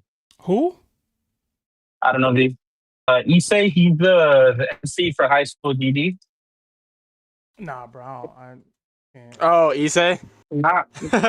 Yeah, when I mean, I'm a spoil because it's been out for like 10 plus years, but like I doubt Seb's ever gonna watch it. I'm not gonna lie.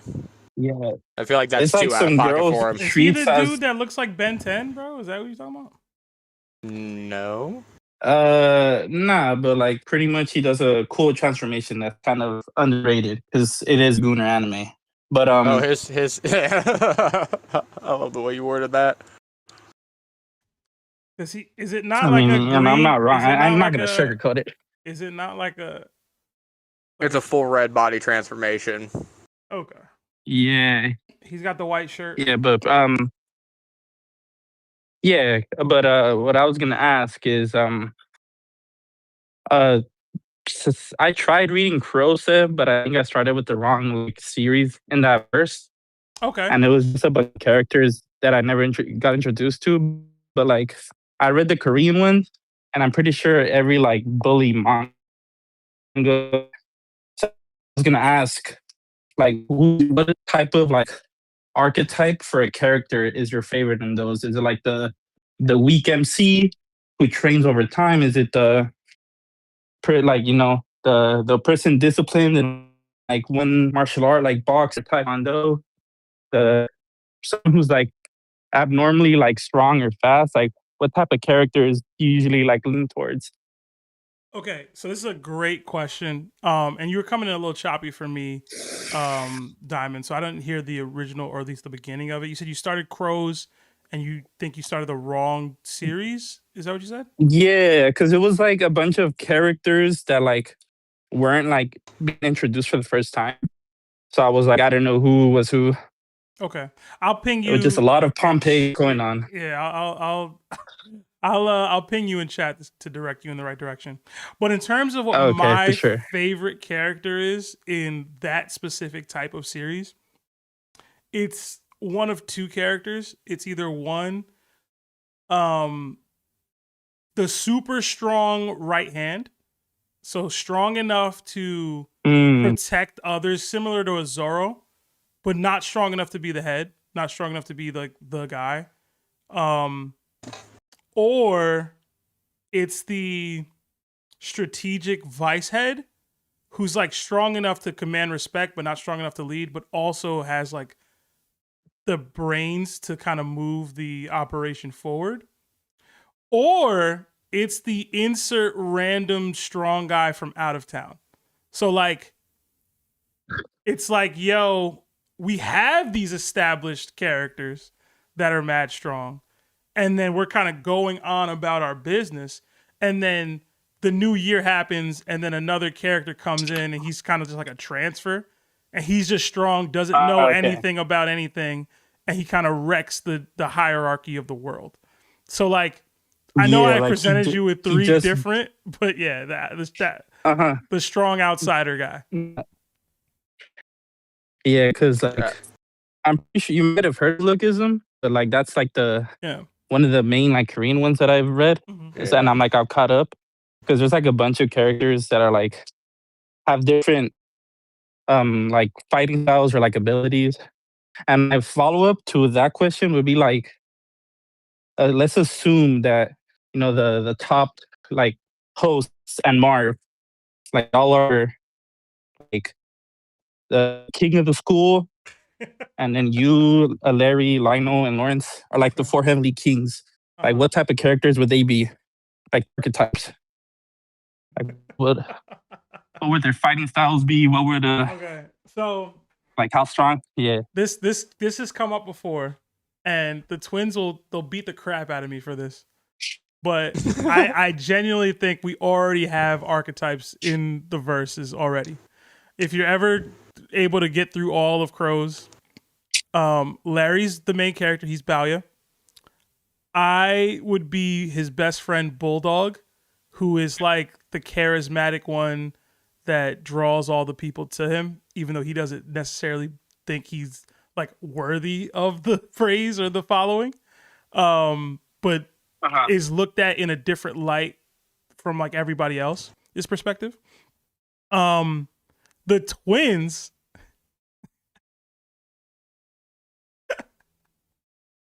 there's two characters that are like best friends in the show that are underneath Bulldog that constantly fight each other and constantly fight other people. They're just not that strong and they're kind of goofy, but they win their fights more often than not.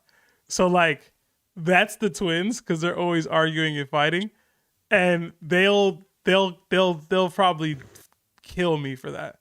But they also fit as Ryushin and Bito, who are also just rivals among that Four Kings era, where it was Balya, Bulldog, Ryushin, and Bito. As for who is who, couldn't call it. In terms of where we would all be if we were on the same team, man, it would have to be closer to a gang than a school. Lawrence. Mm-hmm. Oh man, Larry would. Oh man, I really don't know how to explain this. I don't know that we fit enough into that because there needs to be a guardian, there needs to be a vice head, there needs to be a leader, and there needs to be like the younger prospect and or the flying column. Larry would be the flying column, who's basically not exactly scout team, but he's the shut stuff off guy. Like, yo, we need to start beef. We're gonna start this war up. We need somebody to spark it. He's that. He's the advanced team. So he's okay. Yeah, he'd be the advanced team. Lionel would be the guardian. He would be the heavy hitter who doesn't have to fight often, but when he fights, he has to win. Lawrence would be the head, and I would be the vice head, or vice versa. It'd be an interesting dynamic there, where we kind of argue a lot. That's not common in those types of shows, but it does happen every so often, where the vice head and head kind of butt heads, but when they're united, they kind of get stuff done. That's where I would go. But yeah, Larry would be the flying column, kind of spark stuff, advanced squad. Lionel would be the guardian, kind of silent, doesn't fight often but has to win. And then me and Lawrence would alternate between who's the head and who's not the head. Yeah, I hope that works. What type of fighting styles do like each of y'all have? If you had to have individual. Okay, so based off of how they fight currently, Larry's a wild card. I've seen Larry fight. I've seen Larry box. I've seen Larry hit people with 2x4s before. Larry's just kind of all over the place. Lawrence and Lionel are boxers. Lawrence has dabbled more into more like judo or taekwondo and stuff. Lionel's a boxer through and through. He is going to be body shots. And y'all might not know this, but I choke people. It's my thing. It's how I win. What do you mean, like strangle them with your bare hands, I'm a strangler. I don't know if that's a fighting style, but I mean, I guess submission. Listen, bro. I used to fight the twins. They used to beat me up. My best chance was going for the throat. I used to throat chop. I used to grab. I used to squeeze Adam's apple. You just fight dirty. Yeah, but you're a street fighter. That was my best avenue to success, and it stuck with me. So like, if you fight me, I'm going for the throat, and you're going for the weak points. Yeah, that's just how it is, bro. Other than that, I do have a mean body shot. Ipo taught me that. I do a whole like step in and turn and swing that way. I kind of get you upright in here between like the stomach and the rib. Like I kind of get right there. I know how to aim for that. And if that doesn't work, I go for the throat. Yeah, you gotta get on that Muay Thai, sub. I can teach you some things. I also fight lefty, so I lead with my right hand this way, but it's really just to get a power jab in. And then I had to learn how to throw like a sweeping left hook to make up for that. But that was back when we used to fight a lot, man. There used to be a lot more fighting in the group. Oh man, I mean, you got to do what it takes to win. I'm a little too mad, but I remember a cousin was bullying me. My brother tackled him and I kicked him straight in the head. Hey man, he still has that scar till this day. Hey man, whatever it takes. Yeah, like I don't know if you already got to high school.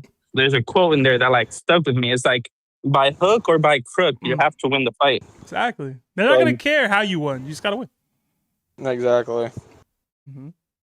And also, I just wanted to like say I agree with you on the Nami, Zeus, like Loki, Ragnar wins. Like it's not both of their wins is like individual win. So it'd be like a Nami win and it'd be a Loki win because like in that case, wouldn't Zoro wins just be him and Enma? You know what I mean? So. All right. Yeah. All right. Diamond. Yeah, that's it. I'm going to drop you there. I'll ping you about where to start Crows. All right. All right, for sure. All right, bet.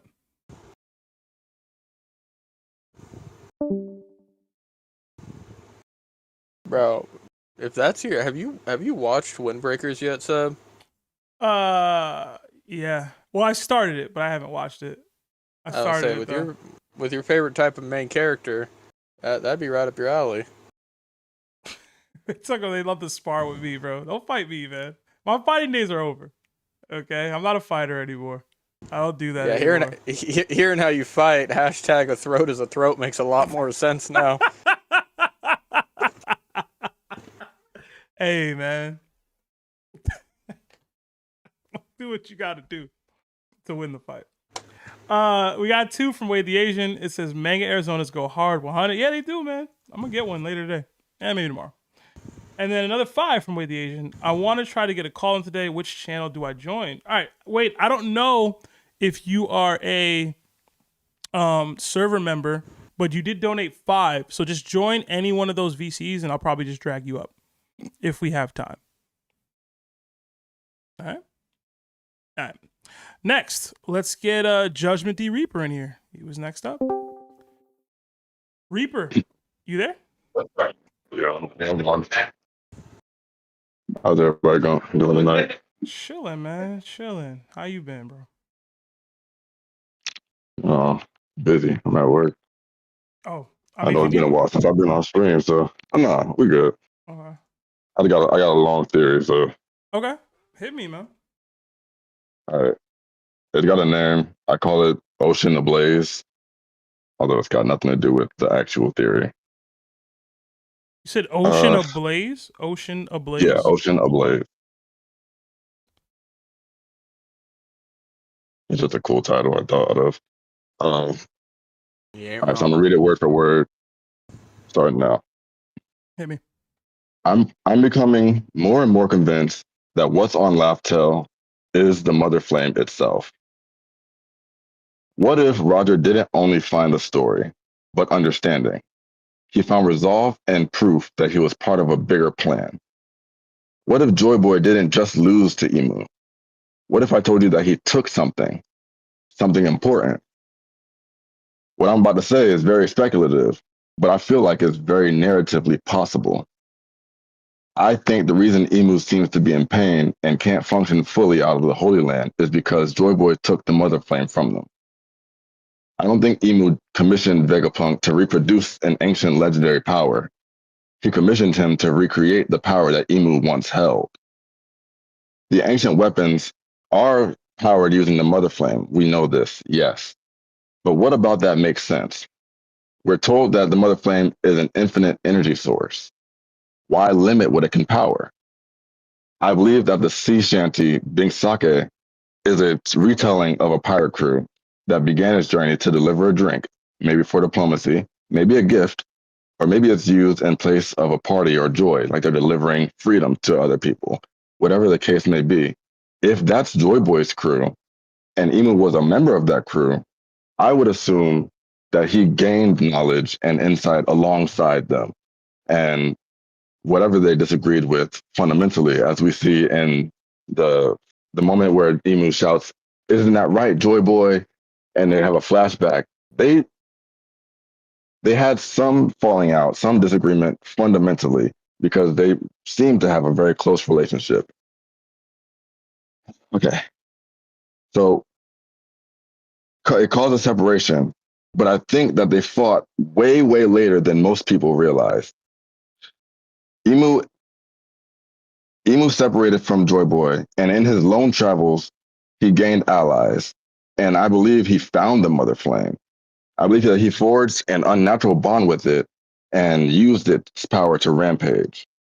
Sinking, raising the level of the water ever so slightly over and over again. Okay. I think that if an Opi Opi no Mi user granted Emu immortality, then they were forced to do so. In the massive war, they, being the Opi user, I believe they severed Emu's connection to the flame as a last-ditch effort to defeat the newly crowned Demon Lord of the Blue Planet. Emu won, but I believe Joy Boy took the Mother Flame itself back to the place they began. If Bing Sake is a retelling of their journey, then I believe it would be poetic if the final island is the place where their journey started. And that's where the thing that Emu truly wants is at. Roger found the full story of the ancient world. I personally think it would be funny if it was just the song Bing Sake, but for the sake of the theory, what's there alongside the story is the flame, hidden in plain sight in a place that Emu may have forgotten about, or even think that he should, but but Joy Boy protected it somehow, the same way that's been hidden from Emu and from everybody this entire time. The flame being on Laugh-Tale would prove the story of Joy Boy to Roger's crew, and would also be a hilarious letdown at first glance. If they haven't read the story, they just see a rock and a fire where they go to Lodestar, and who knows what they're told is on the final island. But seeing a rock and a fire must have been some kind of letdown. And it must have struck their funny bone. But on second glance, the truth was revealed and set the world as we know it in motion. That's all I got. The name Ocean Ablaze is because Mu from Emu means sea. Mu with the mother flame, the fire, Ocean Ablaze. That's okay. No, I think that works. In terms of the mother flame being on Raftel, I like that a lot, because the way Otis kind of framed this has made it seem as though everyone's after the One Piece, not just the pirates. So I would like it if something that was on there is directly correlated to Emu and him getting stronger or accomplishing whatever goals that he wants to accomplish. So that can work narratively. You mentioned the Bink Sake. I was trying to remember if there's a tie directly into potentially the Mother Flame for that, or if that's maybe the reason why Roger was laughing or the crew was laughing. Like, oh, they've heard Bink Sake 1,000 times. This is like actually the story of it. Like, this is where it comes from. So I thought that would be interesting. But I'd have to relook at the lyrics, try to find a direct tie into the Mother Flame itself. I couldn't find one. Yeah. Which, I mean, I don't think you need that to be obvious, you know, like Oda can always paint that in there in whatever way. I like it. I do. I'm trying to think if I would like it's a rock and a flame. Like that. The poneglyph having the entire story is what I mean. Yeah, I get what you mean. I didn't like how you minimized it. I didn't like that. But technically, in the technical sense, like that's what you're seeing if it's a poneglyph with the true history and this flame. But if the flame is like never extinguishing, like what do you do with that? Like right. It would also like be a solid answer to like why Rayleigh phrased what he said in the beginning, where it's like you guys will have to make a choice, right? Like your interpretation when you get there. Exactly. Mm-hmm. They saw the Mother Flame, they had the prophecy and said, okay, we're gonna make sure the next person gets there when they're more equipped, when the time is right? And then they'll have to make a choice. I find it interesting that the Mother Flame could be that choice. Could be, oh man, it's like giving me Fallout 3 vibes, where it's like you have this technology. But I also feel like, yeah, because it's a poneglyph, I feel like also Joy Boy could hear it, maybe sing the song to Joy Boy, to Roger or something. I don't know. Okay. The worst of all things, it might have not just been the rock there. It might have actually told him the story. I don't know. Yeah, I was working on this for like 2 days. It didn't take too long. I was just thinking about something. Miss Jaw Boys, for real. Yeah, man. I'm glad we're back. See, now you got me thinking of all the different possibilities with Bink Sake potentially being involved in this. Like, what if the poneglyph is a music box? And that takes me back to White Collar, where the music box was like the biggest MacGuffin in the world. But that's a whole other thing. I'll save y'all. No, it's interesting. Yep. Interesting. I'm really curious about like Brook's flashbacks tie into Elbaf's lore, like how it'll be relevant. But yeah, Toby, what you thinking, bro? You even still there? I don't know if he's still here. Sometimes the staff step away. As I say, I liked it. Definitely. The only question I have is if a part of Emu was there, I just feel like Emu. Don't you think that Emu already knows like Laugh-Tale's location? That's I figured somebody would mention that. Like, especially if that was where they started their journey. But that's why I said he might have tried to just Lelouch that place off the map entirely. But I think that Joy Boy protected it. It's a hidden island, like for all intents and purposes for the story. And there could be something there that just throws it off, and you have to go a specific route. Now, there's something that I think it was Broker a while back mentioned where he said if it was a straight up location that you can get to, there would be coordinates for it, and like the poneglyphs would technically be that. But he said something along the lines of it's constantly on the move. Yeah, and that's why you need to pinpoint it in time. Yeah, right. Mm-hmm. I remember Broker's theory.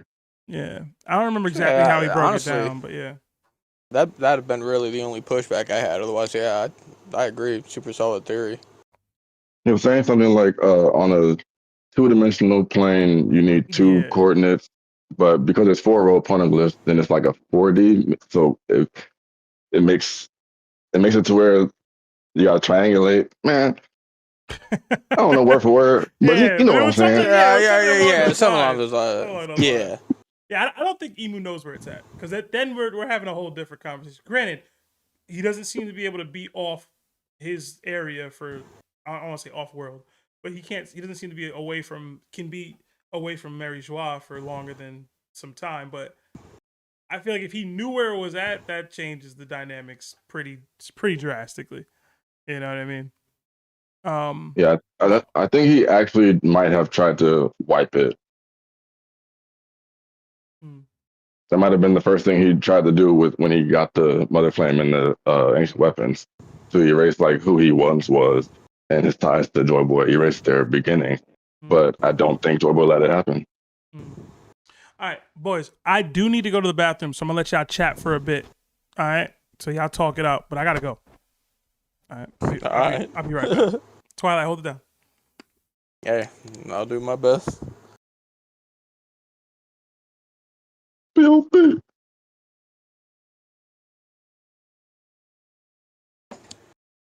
What other shows you've been watching recently, Reaper? Anything good, new? I just caught up on Shangri-La. My man. Yeah. What do you think? What do you think of? I should say Shangri-La. Spoilers for anybody who's planning on watching it that aren't caught up. And waited the recommended 5 seconds.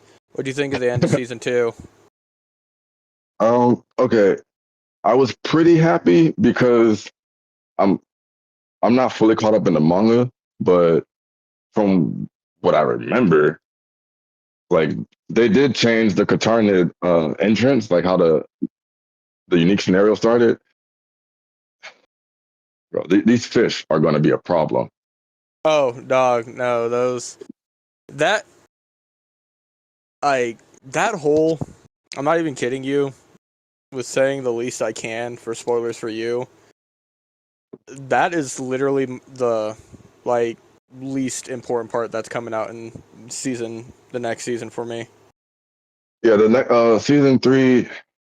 Okay, because you don't have to worry about spoiling me. I'm past what should be coming in season 3.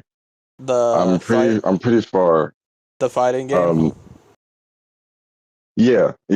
I'm that's gonna be so. In the manga, I think I'm almost caught up to when they're doing like the clan v clan. I don't want to spoil, but yeah. Yeah, no, I know where you're at then. So Yeah, I'm almost there. You haven't gotten past Carthage then? Mm-mm. Okay. It's a genuinely good fight. Like, all right, I'm back. I enjoyed it. All right, bet. All right. Y'all have a good night. Reaper. Okay, cool. Bet. You get any more super chats files away? I don't think so. I don't think so. Yeah. All right. Next up, I think it was 3D2Y or Q. Which one of them is Ianko? I want to say Q is, so he getting the nod. Q, you there? Yo, what up? What up? Sorry, I muted the chat because they were talking about Shangri-La. Mm. And so I was actually I you know what? It's part of the thing I was gonna ask was for suggestions on new animes to watch. So since I joined in, I've been hearing you guys talk about Shangri-La like only 36 times. So maybe I can give that a shot. Anime Rex. I'm more of a manga rec guy. If you want to dabble into some manga, I probably got you better than I would have for anime. Either or. It depends on. I was gonna say it depends on what you want, because I'd get you on some anime depending on how far back you go. I'm a 90s guy. I'm good. Get Backers. Get Backers, eh? Okay. It's a classic. Long time ago. I feel like I always wreck the same stuff, man. But have you seen Gantz yet? I didn't want to watch the anime because you guys have said on the pod several times that the anime was kind of booty. Yeah, the manga is peak. I am reading the manga. I got up to chapter 135. Okay. And it's I don't know if I want to drop any spoilers, but it's something happened that I was like, yeah, I'm gonna take a break on this real quick. What do we tell you? We told ya. You gotta take a break. And I'm not gonna lie, like, yeah. No, a lot has happened in those first 135 chapters. A lot has happened. Are you enjoying it though? Are you enjoying it? I am. Actually, you know what? It's very beautifully drawn. Mm-hmm. The story is actually really, really, really enticing. Like, it's one of those things where, like, I hate it, but I want to know more. Mm-hmm. And I think that's the telltale sign of like a really good story. If you I would say if you like that, Made in Abyss. I think someone else has recommended that to me. I never actually looked it up. Although I'm gonna forewarn you, like I forewarn everybody with that story. You are going to see things in that show that you will never forget. Okay, well, like that show will scar you. It's not on Crunchyroll, so I already know it's High Dive. High Dive's the streaming service that it's on. Well, yeah. What's your go-to style of anime? Obviously, you're probably into One Piece, considering you're here. Yeah. Do you prefer One Piece style? I'm not gonna lie to you. I'm actually I'm not really like an anime guy. Like the animes that I do watch, I love. Like I watched Naruto, Bleach, like the very popular ones, JJK. I don't really go into too many like obscure animes. I think the most obscure one that I've dabbled with was it was just a feel good anime. It's like an isekai type thing, but like he goes into a new world and his superpower is grocery shopping, and he's like a cook. Of course you know it. Of course. Of course. Campfire cooking. Campfire cooking in another world with my campfire cooking. Yeah, I know which one you're talking about. Yeah. The title's like a whole paragraph long, but it's lighten out the title. It's like just a good feel good anime. So I actually really stick to the main ones. Like I watched Yu-Gi-Oh, Inuyasha. Okay. So if your vibe is more shonen bro, which is fine, I'm not gonna kill you for that. I'm a shonen bro myself. I was just talking to Toby and Twilight about this manga, which would have an amazing anime if it ever created one. It's more battle than anything. It's about martial arts. I don't know if you're into fighting more specifically or choreography, but those are the heavy fighting and choreography based show or series. But Gameran, I got Twilight to literally start it today, 2 hours ago. Yeah, I've been off and on reading it. And Toby, it's already hooked me. Toby is like, I want to say, it's at 35 chapters in, something like that. He's got to pick it back up, but in general, have him be tonight. I reread it at least once a year. I love it. It's great. To give a small synopsis on it, it is a fiefdom, which is like a kingdom in like feudal era Japan, and it's filled with thousands of like martial arts schools that are all like vying for supremacy of the town or area. And one day, the leader or daimyo of that fiefdom goes, "I'm gonna pass the session to one of my children." He has like 50 or so children, and he essentially says, "Isn't it 31? Is it 30? I think it's like no, because now Yoshi is like 40 something.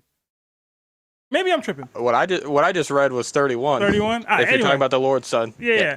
Anyway. There's like 30 kids, right? So maybe he's 28. Anyway, there's like 30 kids, and he basically says, I'm gonna hold a tournament in the Unabara Castle, and whoever wins the tournament, each of my sons will be able to choose a martial arts style to represent their candidacy for the lordship, and whoever wins the tournament will become the new leader of the fief, like the new daimyo.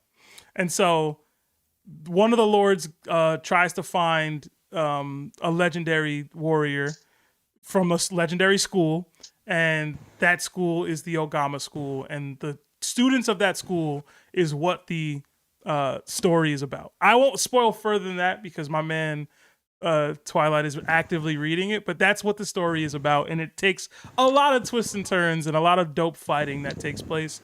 How many chapters did you get through to Twilight before I spoil you? 3. Okay. So, yeah. Sorry, how do you spell that again? Gamora? It's G-A-M-R-A-N.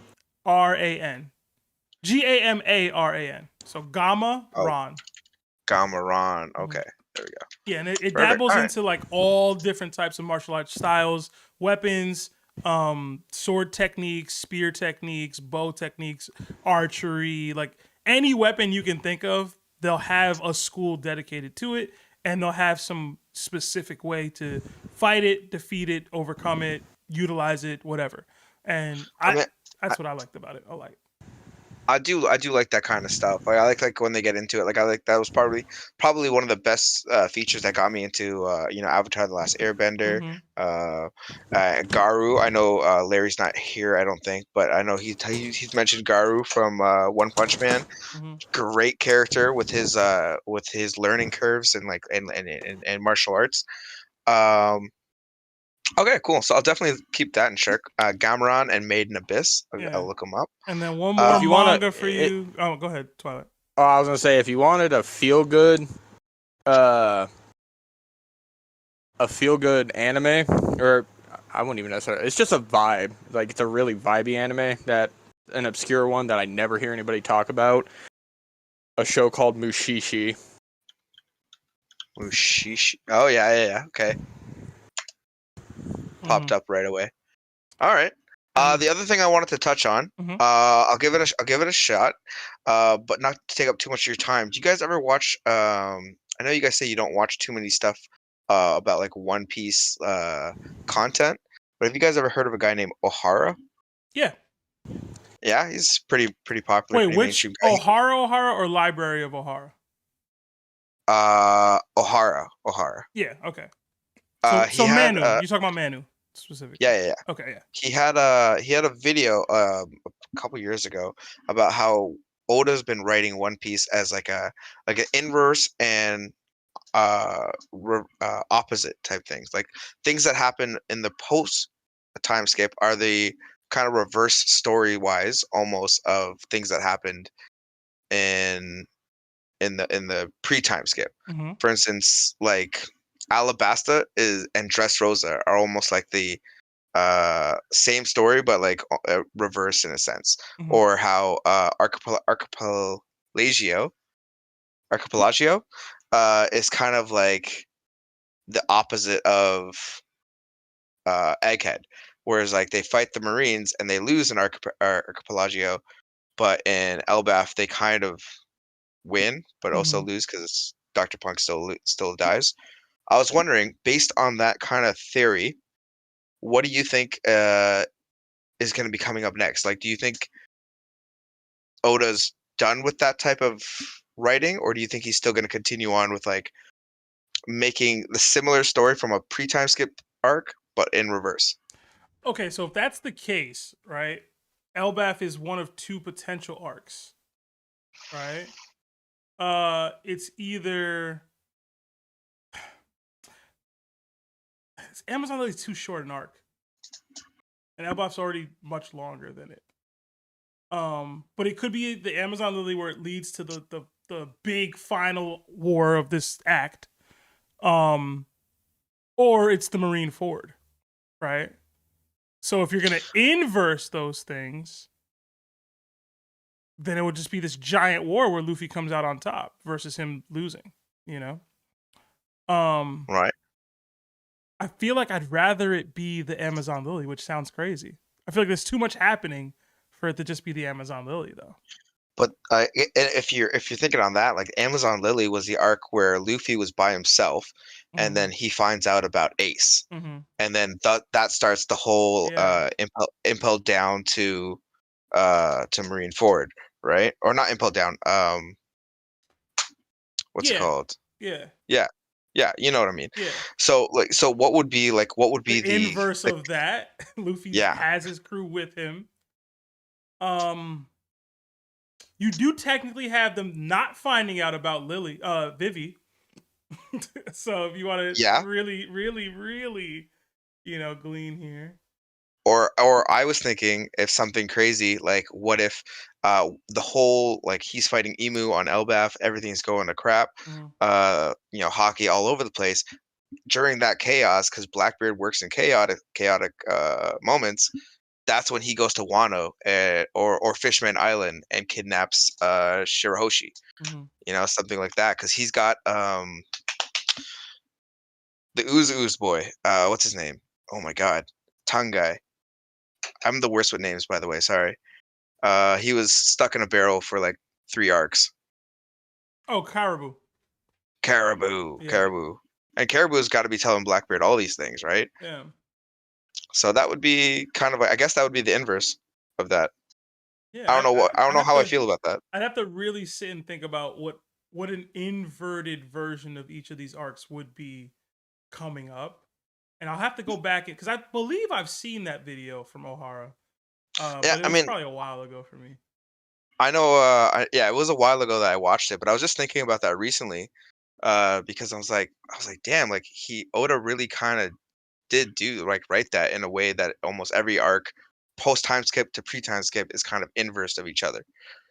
So I mean, like, if that's where we kind of are. Like, Egghead to me is kind of like the Archipelagio. That one's probably the loudest. Besides Dressrosa, that one's probably the loudest one, because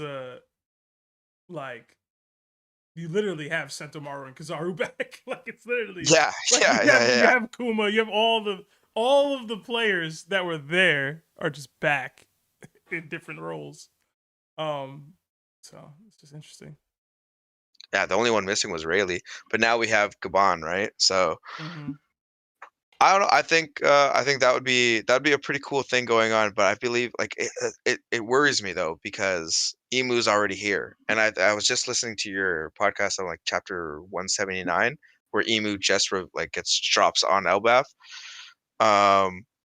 Like, where do we go from here though? Because Emu's there. Like, you can't defeat Emu already. Like, I feel like it's too early for that, and you can't have Emu just wipe everyone.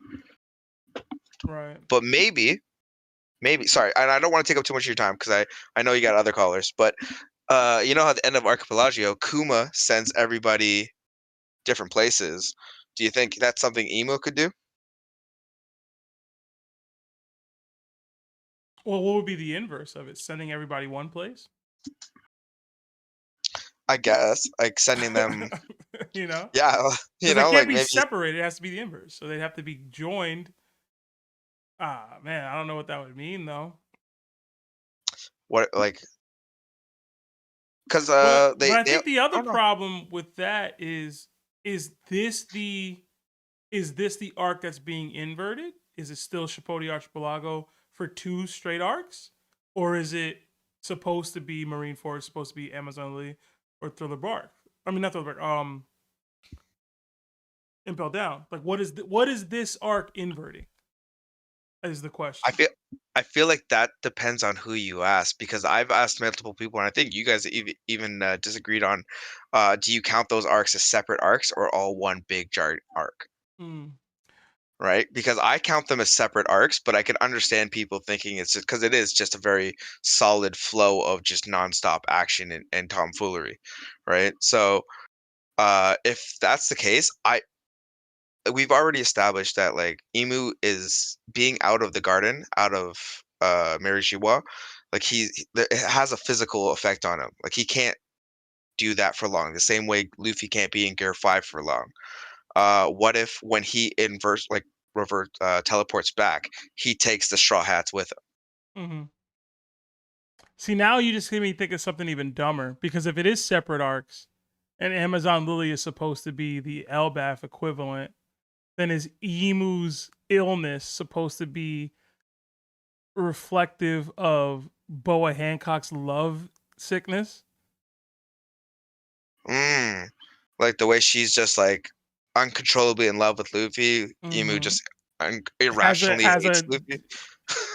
I don't know if it's irrational, but you know what I mean. Like it's like the opposite, where it's like, oh, like I can't survive without Luffy. It's like Luffy's existence is the bane of my existence. You know what I mean? But that's a smaller thing. I don't know if that'll tie into the illness itself. I mean, I can see it because he's like already not working. His devil fruit is already not working on Luffy. Like, you know what I mean? So. And he has a huge hate on for Joy Boy, and Nika, Joy Boy, they're kind of the same but different, you know. Love hate sickness instead of love sickness, hate sickness. I mean, yeah, I think that would be it. I think that's something to think about. I would like to. It's interesting going forward to see if that's kind of how that develops. If so, I called it via Ohara. But yes. Yeah, anyways, so you're gonna take credit for O'Hara's. Hey, no, I put the jot notes. I put the footnotes there. Yeah, I'm gonna have to check this. I'm gonna have to go back and watch this video, man. I can't remember what the name of the thing is. If I do find it, I'll post it on Discord. Please do. Because I'm looking at it on another tab here. Yeah, I'm about to say O'Hara got mad videos, man. I ain't finding that anytime soon. It's gonna be a minute. It'll be a minute. I've been scrolling this whole time. Yeah, appreciate you, man. Yes, sir. Yes, sir. But yeah, check I'll those let you out. go though. And I had another rec for you. I'll DM you in Discord if anything. All right, sounds good. Sounds good. All right. All right, bless up, boys. Stay safe, and keep rocking it up. Easy. All right. All right. We did get another $2 from CBellamy. It says, "How do I call in?"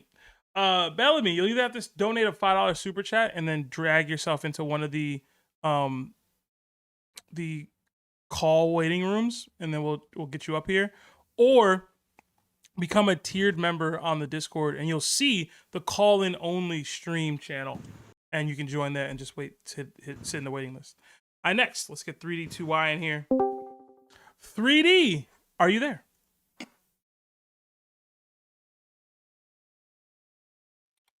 Hello. Hey man, how's it going? Good, not bad. All right, man, talk to me. What's going on? Yeah, I've been sitting on this question for a couple weeks now. I was wondering. I was like, okay, so hypothetically, right? Hypothetically, if I had front row tickets to the Knicks, or courtside seats to the Knicks game, right? And I were to give them to you, but you had to sit between two gay people. Okay. Two extremely gay dudes. Would you take it? 1,000 without a hesitation. Without a hesitation, I would be Without there. a hesitation? Without hesitation, I would be there. And they were both trying to what? Trying to holler trying at to me? do stuff. Yeah, trying to give. And you're in between them. You're in between them. I would say, hey, y'all want to sit together? I'll move over to one of y'all seats. Y'all could do what y'all do. I'm gonna watch the game. You know what I'm saying?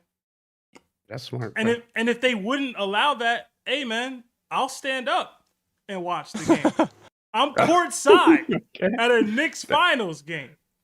Right. I don't care what the rest of the crowd got going on, man. I'm not focused on that. What if they smell bad though? Now there's smelly gay dudes who are making out, or more, I guess. Courtside. You know, hypothetical situation. It wouldn't bother me, is what I'm saying. I'm chilling. Okay. That was your question. That's all I had, bro. 3D, bro. You gotta have another question, bro. You gotta have another question, a theory, something, bro. I'm going though. I'm there. Honestly, I don't have any theories. I mean, like maybe the Straw Hats could all be related in some way. Through Dragon, and he used Toki's fruit to go back in time and bust mad nuts. What are we saying? Okay. What are we? No, what are you saying? You're assuming. You're assuming. Hold on. So Dragon's gonna, Toki died, so he found the new user of the what's it called, the time fruit or whatever fruit she had, and so he used that fruit to go to each different what's it called, like North Blue, East Blue, each ocean, and he made children on in every ocean so that Luffy can find those people, and he set up Luffy's whole journey, and he put Luffy on the right track. You think he did that for all the Straw Hats? Mm-hmm. That's a lot of work, bro. That's a lot of effort. He would go from doing absolutely nothing to doing the absolute most, man. I don't know. That's such a stark change in character. That's why he's not doing anything right now, because he's already did out. it all. He already did all the things. He would have to have some major knowledge about the relevance and skills, like requisite skills about all of these like children. Like he'd have to see the future so clearly. You know, that's what observation hockey's for. But let's, like, would that make him the best father in One Piece if that actually happened? No, he still wouldn't top Whitebeard or Kuma, in my opinion. Okay, dang. How can he be? There's nothing. That's my next question. There's nothing Dragon can do to top either of those men. In my opinion. There's nothing he can do. Not a thing. No, there's nothing anybody can do to beat Kuma. Kuma alone. Nothing. Damn, okay. There's nothing he could do. I'm sorry. I'd argue Kuma's the top two. I'd argue Kuma's one of the best fathers in fiction. Damn. In fiction. Yeah, bro. Let me think. Who's a better father figure? I don't know. I can't think of anybody. Well, 3D, if that's all you got, man. Yeah, that's all I got, man. I'm gonna drop you, bro. You put me on the spot with a theory, so I had to make something up off the dome, you know. That was an interesting thought process, though. I'll take it. Yeah. But yeah, I'm going to the game. Twice. Twice. Like, what are we talking about? Okay. Yeah. No, I was just wondering, you know. Imagine I said no. That'd be crazy. That'd be crazy. I said, nah, I'm not going. But all right. 3D, have a good night. Oh, DDT tomorrow? No, Knicks playing, man. Oh my God, bro. Listen. Knicks are playing and it's June. What do you want from me? I'm not used to that. I gotta move different. Man's missed the pod yesterday because of that. Bro. You think there's gonna be a DDT? Gonna happen? Crazy. Give us that low tier, mid tier DDT. Give me a bracket and I'll consider it. Okay. Y'all never want to put the work in. Y'all want me to craft and do all this. Make the tier. Because you're the smartest guy on the pod, bro. Man, flattery will get you nowhere, man. I know my worth. Man, no, let me not. I know my worth. I ain't Larry. I don't need y'all praise, bro. I'll be okay. Larry doesn't need praise. Hold on. Go back and think of all the interactions that you've ever seen Larry have, and tell me he doesn't need praise. I don't know. I mean, I don't know. I mean, you need Blackbeard, right? Have a good night. Where are we going with this? Have a good night, sir.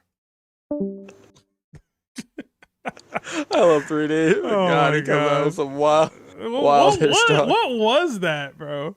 I don't know. My brain reset about 3 times. All right. Let's get Wade the Asian in here. Wade, you there?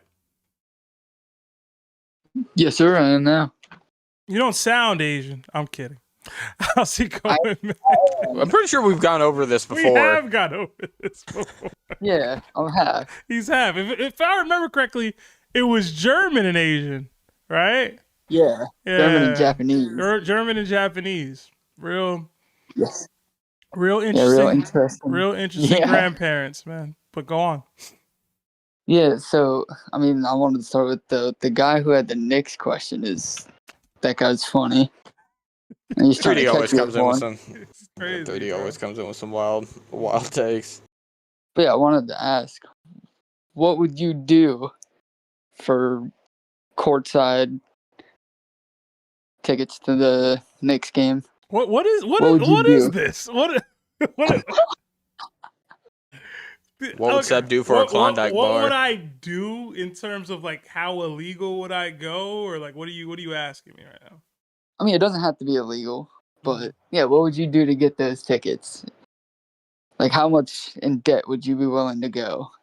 Could be another way to go with it. Well, put it this way. I didn't even go to Game 3, and I theoretically could have just put that money up. You know what I mean? So there's clearly a limit, right? Financially. Wasn't that a couple grand? Yeah, it was. I think to get in price, it ended up around like 7,000. I wasn't willing to pay that. You know, tickets for like the top of the top seats. I forget what they're called. But we're like 5,000 or something. Yeah, something like that. I wasn't willing to do that. So yeah, like that's ridiculous. And that's monetary. One of my friends did go, and I was trying to convince him to flip his tickets. So yeah, I mean, I've seen posts where people are like, I could have gone to the last 2 games, 2, 3, whatever games. Yeah. But I sent my daughter to college with this money. And people are like, yeah, I can't blame you. Yeah. It's just wild. I will say it did make me think about like getting season tickets, because apparently season ticket holders get a significant discount on playoff tickets. So I was like, is it worth it to just buy season tickets at like a couple grand and then like see what the tickets will cost you to be like at the playoffs later? And then you could probably just flip season tickets throughout the year for like say LeBron is retiring. Maybe I just go to that game, but maybe I could flip those seats for like couple thousand, maybe get my money back, and then just put that towards just going. I was definitely having all these thoughts. So as far as what I would be willing to do, it's not murder. It's not anything that would put me in jail, but there are like sacrifices I would be willing to make. Like I'd probably be willing to give a pinky up, you know. I was about to say on some Griffith type sacrifices. Nah, I'm not doing that. I'd probably be willing to give years off my life. Like I want to say like 2 to 3. You know. That is. I mean, that's fair. You've been a Knicks fan your whole life, haven't you? Yeah. Yeah, that's fair. I mean, I think. I'm trying to think, man. Somebody put a pose in the chat: Knicks Chip or Blackbeard versus Luffy, and I'm so torn on that. That's a great question. Man. That's such a great question. I've gotten Knicks Chip or finding out what the One Piece is, and I've struggled with that before too. Technically, I've been a Knicks fan for longer than a One Piece fan. Yeah, I like the Knicks Chip or Blackbeard versus Luffy. That's a way better question, especially for you. That'll be my second question, if anything. Oh. I think I'm going. Nah, I'm here. I think I'm going Knicks Chip because we can have some other elite story writing, I guess, somehow with those two people and them not fighting. Oh man, that would really be Sophie's choice, man. If I really had to make the decision, I'd be so torn. But I think I'd have to go Knicks championship because the piece of it is that like I know I'm gonna enjoy whatever happens with Knicks championship. Oda could still botch Blackbeard versus Luffy, right? Like he could still just write it poorly. He could still it could not be well choreographed. Like it's still leaving that up to like the human element in just terms of like his writing abilities versus I'm gonna enjoy whatever the hell's happening on that court. Like so long as my team is winning. So I'm gonna go Knicks Chip over Blackbeard versus Luffy because we could give Shanks versus Blackbeard and maybe like Shanks just takes him out, which would be stupid, but like sure. You know? Or Emu versus Blackbeard, you know what I'm saying? And like sure. I'd be disappointed, but I'd be willing to live with that disappointment versus never seeing a Knicks championship. So, also, now's the time I feel like to get a season ticket. The Knicks are Oh man. I mean, I don't know what the contracts are looking for the players, but I mean, I feel like they're all gonna stay, if anything.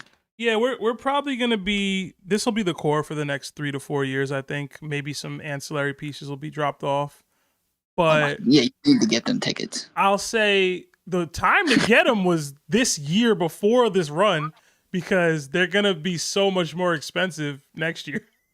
That was the time. The time to get them was this October last year was the time to get them. That is true. Yeah. They've already mentioned that like the stock price on MSG as a trading company has gone up 100% since the start of the playoffs, which is not great for me in trying to get the Knicks games. Did you also see that they're talking about splitting up the Knicks to have? Yes, that's gonna be really good for them. That'd be really good for them. That won't be good for me trying to get to games. I mean, yeah, but that's gonna suck, man. Oh my god. No, I think you should definitely get those tickets because, like, I grew up in the Bay Area from 2010 to 2017, so like I was a Golden State fan before Curry became who he was. So watching that, I just wish I had more money. I wish I was older with more money to be able to go to the games because I wasn't able to go to the games. Obviously, I watched them on TVs. Yeah. So it's still amazing. And honestly, Oracle used to sound insane from the TV when I was watching the broadcast. So it would have been crazy to be in there. I did still go to a few games, and even in the bleachers, like at the tippity top, it was still, I mean, what they say about how loud it was, like one of the loudest basketball arenas. You know what's dope? One of my brother's best friends, or his line brothers in college, used to work for Golden State, and we went to visit. Well, my brother's wife had a gala in San Francisco last year, and we went around the time the Warriors were playing the Rockets in the first round. I think it was the first round. Yeah, I think it was the first round. And he was like, "Hey, if there's a home game when you guys are in town, I can get you guys tickets." And I was like, "Oh, I've never seen Steph play. Like, that'll be awesome." But they were on the road in Houston for that series, like for that day, like the 2 days we were there. So we weren't able to get tickets. So we just went to like a bar. But like, I was like, man, like this would be awesome. Like, I've never been to San Francisco before. I've never been to a gala before. I've never been to a Warriors game before. I get to see Steph. I was like, this could be the greatest trip like ever. And it just didn't work out that way. Everything else was pretty dope, but I didn't get to see Steph play live. I've always liked Steph. I wanted him to be a Knick. I was like, trade up for him. I was like, I don't care about Jordan. What was the guy we had? I don't remember who we drafted. I was like, trade Gallo, trade Wilson Chandler, whoever. Just get us up to. I wanted the top. There was 2 teams that had top 5 picks. I mean, the Timberwolves had 2 top 5 picks or 2 top 10 picks, something like that. So I was like, just trade up with them. They don't need both picks. That was my whole goal back then. I was like, get Steph. It didn't work out. So whatever. I actually saw that story like literally last night on Instagram before I went to bed. That's funny. 1 pick away, bro. And I'll have to tag you in it. I'll send it in one of the chats on Discord. I have one of my uncles worked for the Warriors during that time, and I have a picture with Steph Curry when I was like 13 or 14. That's pretty I look cool. like a youngin' for sure, but that's pretty cool. It was surreal. I mean, and Andrew Bogut, like the 7-footer back then. Yeah, it's crazy because I was only up to like his waist. If I remember correctly, there was a story that came out that he was racist or something, and I was like, you can't be racist and play basketball, can you? Like against black people, that's crazy. Yeah, but I remember Bogut.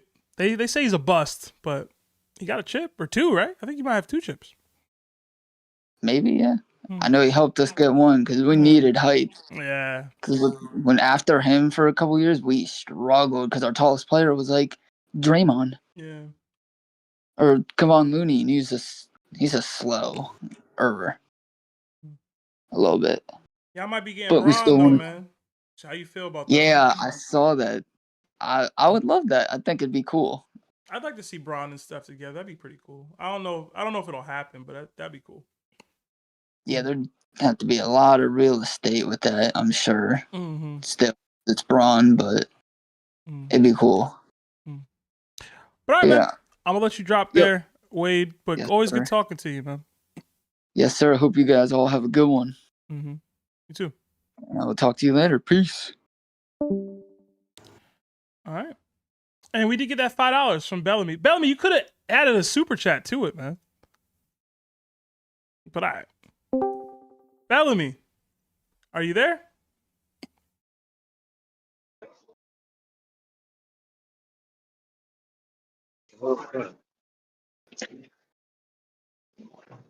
Bellamy? We can hear you. Can you hear us? Yeah, what's up? How's it going, man? Appreciate the donation, bro. It's all good.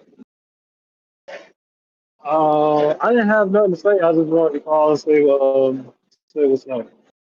You serious? Listen, it's open floor, man. Theory, question, rant, emotional outburst. You're here. You donated your way in, bro. Like, let's let the people hear you. You have a question for us, a rant, something you've always wanted to talk to about anime, One Piece, whatever. It's your time.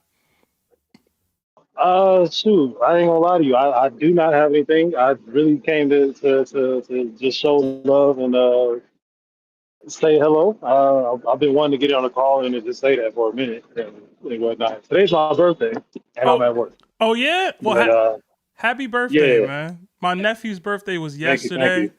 My birthday was like a week and some change ago. That makes you a Gemini Gemini. gang. Yeah, Gemini gang. Yeah. The women hate that, but they love us, so they can't. They got to deal with it. You know. Hey man, it would be like that sometimes. But hell yeah, I love what you guys do. I just we keep doing it, yada yada. I've been watching y'all's clips since what was it like? I want to say when y'all were around like Wano or something. I wasn't watching the pod. I was just catching a little shorts or whatever. And I finally caught up on One Piece. What was it like? 2 years ago? Like 2 years ago, and I started tapping in with y'all for real. But yeah, I love what y'all do and all that. Thank you, man. Appreciate that. I know most people catch us in clips. I think that's our most viewed version of the content. We don't typically get to clip the call in stuff, so we probably won't clip this. But in general, man, it's good to hear from you. I don't know how active you are in the Discord, but like if you ever want to have a question, we have a Ask Us Anything section. You can ask us a question, just ping me or Larry. The twins typically don't engage with all that, but if you want to join these call-in streams more frequently or more consistently, become a tiered member on the Discord and you'll be able to call in and talk to us. I'll definitely do that. I usually catch you guys on YouTube, and I'll be listening through that. I just downloaded Discord to get on the call and chat or whatever. And you ain't had nothing to say. What's that about? And I didn't have nothing to say. I don't know. It was a random thing that happened. I wanted to donate some money and say hello. That's it. All right. Well, we appreciate it, man. You have a good one. Yes, sir. I'll tap back in and have something to say next time. For sure. Have a good night, man. All right. Thank you. You too. All right. Ooh, that was gonna be the last call, but it looks like 3D is here. All right. Kept jumping in and out. Probably last caller. But let's get 3D in here. Oh no, NYC Anime. Yeah, I was about to say.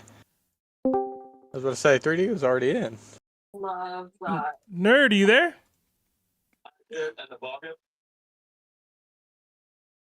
NYC, can you hear me?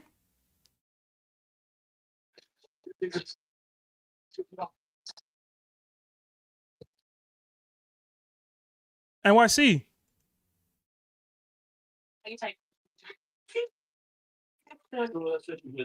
Hello?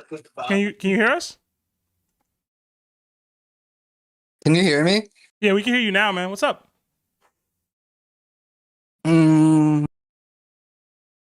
Give me one sec. Can you hear me now? Yeah, we can hear you.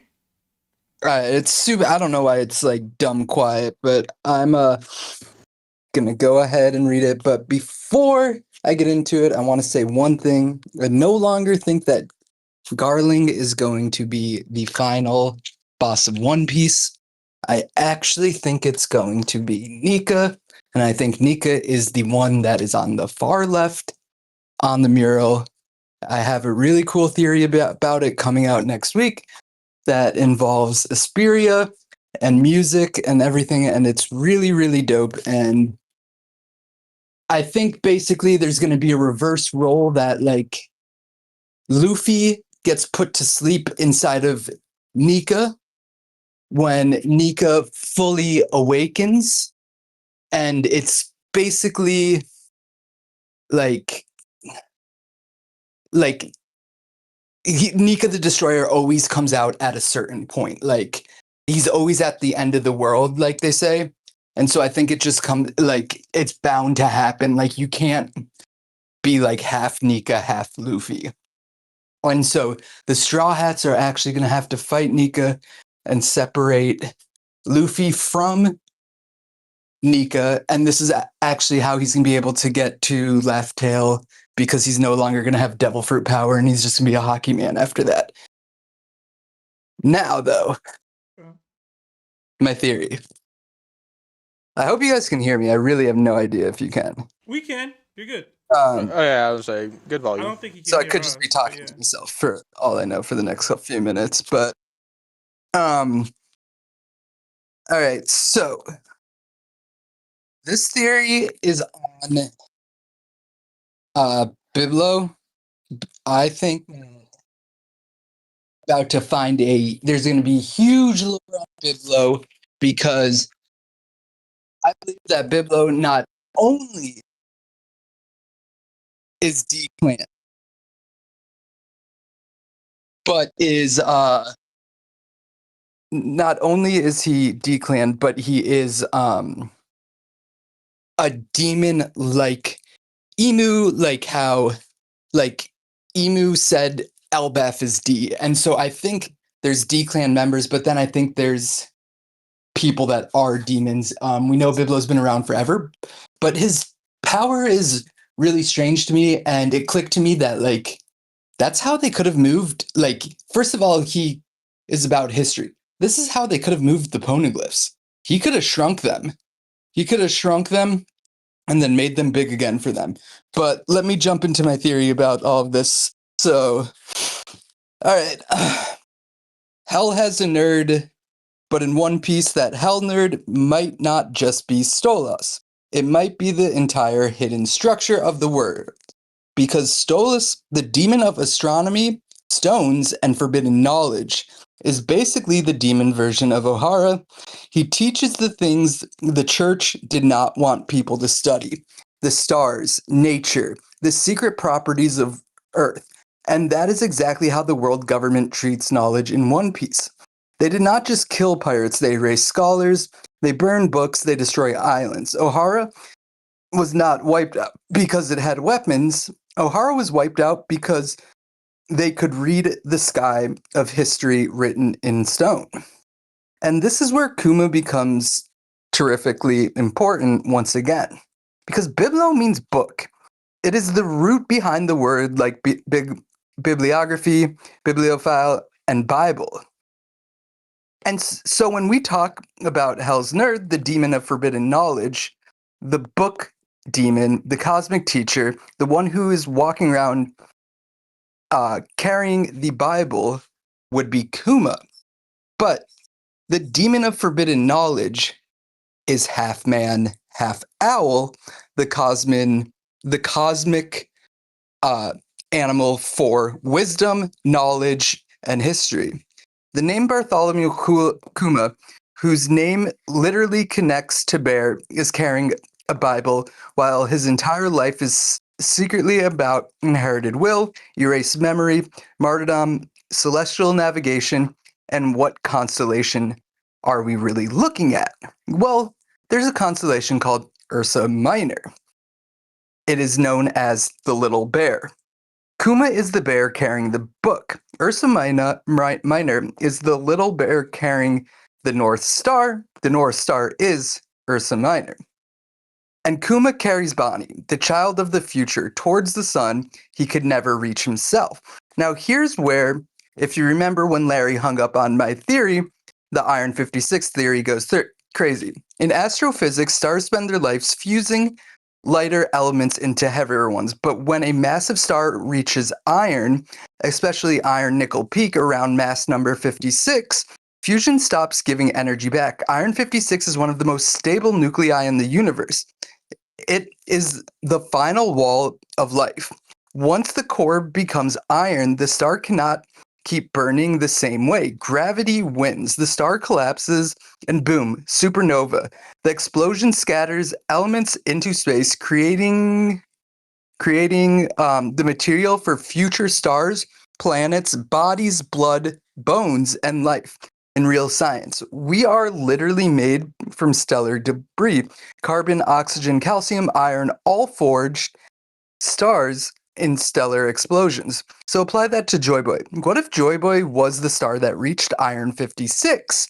Not literally a ball of gas, but symbolically. Ancient son of the world being so powerful, so radiant, so central to the old age, when he died, he did not disappear. He exploded into history. His body became myth, his will became stardust, his rhythm became the drums of liberation, his memory became poneglyphs, his promise became Poseidon, his laugh becomes Laugh-Tale, and his light is still traveling through the darkness 800 years later. That is what starlight is. When you look at a star, you are seeing the past arriving late. So what if the void century is not gone? What if the world is now receiving Joy Boy's light? That makes Luffy not just the reincarnation of Joy Boy. Luffy is the new star igniting the dust of an old one. Now bring in 56. Luffy's Gorwase number is 56, Gomu. The fruit is the Gomu Gomu no Mi, later revealed to be the Hito Hito. Iron 56 is the cosmic endpoint before collapse and rebirth. So 56 becomes the number of the star that dies and the sun god that returns. Joy Boy reached the iron core of history. He failed. The ancient kingdom collapsed, but the collapse seeded the entire future. Roger found the supernova remnant. Luffy is the new star born from it. This is why everybody in One Piece is stardust, not just scientifically, but narratively. Even inherited will is a particle from an ancient explosion. Kuma is stardust. Bonnie is stardust. The Buccaneers are stardust. The D-Clan, stardust. Even the poneglyphs are basically fossilized starlight history compressed into stone. And now Ursa Minor makes this even louder. Ursa Minor contains Polaris, the North Star used for navigation for centuries. Polaris appears almost fixed in the sky, making it the guide for sailors. But Polaris is not always been the pole star, and it will not stay the pole star because Earth's axial precession shifts the North Star over roughly 26,000 year cycle, with stars like Thubian, Polaris, and eventually the next one being Vega taking that role. That is One Piece. The world has a false center right now. It's Emu, not Vega. Umi is the abbreviation for Ursa Minor. Reverse Umi and you get Emu. Ursa Minor gives sailors the true north. So could Emu just be Joy Boy's reverse? Emu gives the world a false north. Emu sits on the empty throne pretending to be the unmoving center of history, but astrophysics says no pole star is eternal. Every center eventually shifts. Thuban in Draco, also known as Mu Draconis, was once the North Star. Polaris being the North Star. Now, Vega will become the future North Star. So what if One Piece world isn't a cosmic procession of inherited will? The ancient kingdom had its pole star, Joy Boy. The current world has its false pole star, Emu. The future world will have its new pole star, Luffy. And that is where Mudra Vega become insane symbols. Draco is the dragon constellation wrapped around Ursa Minor. The dragon coils around the pole in One Piece. Who coils around the world from above? The celestial dragons. Draco is literally the dragon guarding the celestial north. And historically, Thuban in the Draco was once the North Star. So before Polaris, the dragon held the pole. This sounds exactly like the current regime. The dragon once controlled the center. The celestial dragons took the axis of the world. Emu became the hidden pole. The procession says the dragon's time ends. Mujicronus matters because Mu can echo emptiness, nothingness, void, hidden origin, depending on symbolic readings. In your theory, Mujicronus becomes the dragon star of the void century. The Mu of Draco is the erased star inside the dragon system. It is the clue that the void is not empty. The void is full of dead light. That is the whole trick of the void century. It is not blank. It is a night sky.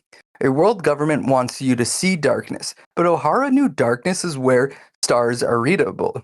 Then Vega. Vega is Lyra, and Lyra is the instrument, music, resonance, vibration, the drums of liberation. NASA notes that Vega will return to the northern pole position in about 1200 years because of precision. So Vega is not the future guide. Vega is music becoming north.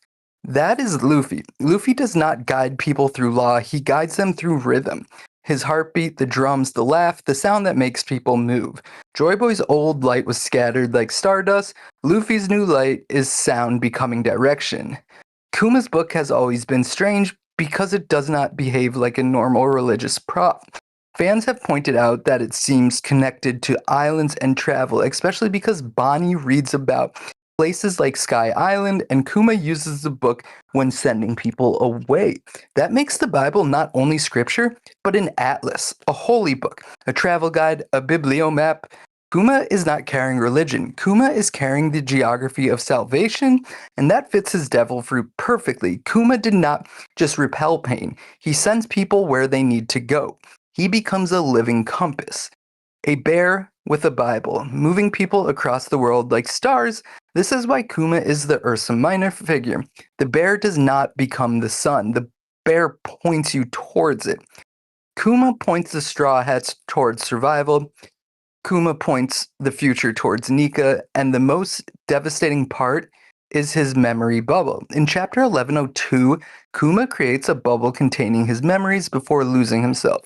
And when Bonnie later touches it, the bubble disappears and leaves her overwhelmed. This is literally supernova remnant in character form. Kuma's life becomes a star explosion of memory. His body destroyed, his will survives. His pain becomes light for Bonnie. His sacrifice becomes the map. This is the same structure as Joy Boy. Joy Boy died, but his will became history. Kuma died as a person, but his love became memory. Ohara burned, but its books survived. The ancient kingdom fell, but the poneglyphs remained. Every death in One Piece is a supernova. Sorry, I'm almost done. Joy Boy was the Iron 56 star of the ancient world. He reached the point where the old system could no longer sustain itself. His defeat caused the collapse of the ancient kingdom, but like supernovas, the collapse scattered his will across the world. The poneglyphs are stellar remnants. The D-Clan are his cosmic dust. The Buccaneers are the bodies of the remembered rhythm. Kuma is the Bear Bible navigator, carrying the book of the lost stars. Bonnie is the child who inherits light. And Luffy is the new sun born from the ashes of the ancient explosion. Now, Biblo will guide them and teach them how to read the history from the stars. And you can turn Kuma into a machine, but the universe keeps receipts. The stars keep the past, and eventually the sky rotates. The dragon will lose the pole. The false god will lose its center. The book opens, the bear points north. The drums will start to beat, and the world will realize the void century was never empty. It was a night sky full of Joy Boy's exploded lights. Hi. I really wish I could hear what you were saying about it. I don't even know if I'm talking to anyone. Nerd, I don't think you can hear me, but that was great. Oh yeah, you can't hear me, man. That sucks. But that was great. Honestly, I really do wish Nerd could hear me. Let me try to bring him back in here. Nerd, can you hear me now? Nerd. Yeah, I don't think he can hear us. Nah, well, Nerd, I know you'll probably watch this back, or at least I hope you will. I really did enjoy that. It was a little difficult to keep up, but I did really like the tie-ins with the stars, Stardust, the tie-in with the specific type of deity that you were referencing for Biblo. I know people have referenced similar things before, but I really did like that. I like the idea of Luffy being the basically reincarnated version of this star. That was pretty cool. The Stardust stuff was a little out there for me. I won't lie. I was trying to keep up. You brought the alchemy pieces back in. You know, I struggle with the alchemy. But overall, I thought it was well crafted. I didn't think you didn't slip up much when you were explaining it, so it was easier to keep up than sometimes it is with you with these longer theories. And I was waiting for you to tie Biblo back in. That was going to be my one thing. Like, okay, how did Biblo tie back in? You basically made him being the compass or the guiding light or the guiding star, or the means for them to understand their place in the world. So I kind of like that. But I was like waiting. Like you made it start with Biblo, and then Biblo was gone after the beginning. I really did like the Kuma parts. I've heard that also about like Kuma's role and like the Bible being weird and maybe it being more like a map than a Bible. So it was interesting to see you tie that in. But yeah, I'll have to watch that back maybe a couple times to really gauge it. And maybe even take notes on it, to be honest. But Nerd, I'm sorry you were having audio issues. I don't know what that's about. We tried to get you back in here. Didn't seem like it was helping. But yeah, I think based off what I was seeing in the chat, a lot of people seem to like the theory as well. So I titled it Hell Has a Nerd, which I thought was really cool. I'll probably continue to do that whenever you start up your theories like that. That was pretty dope. That was a nice little title.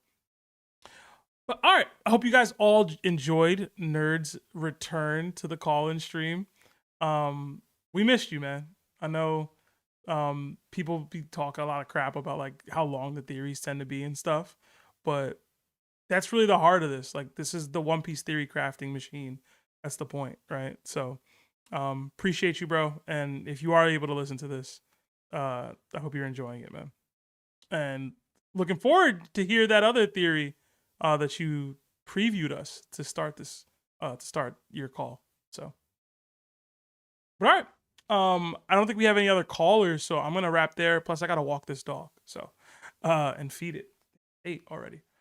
You got a dog now? Dog sitting. I be dog sitting sometimes. Oh, okay. Yeah, for a friend. Respectable. Yeah, man.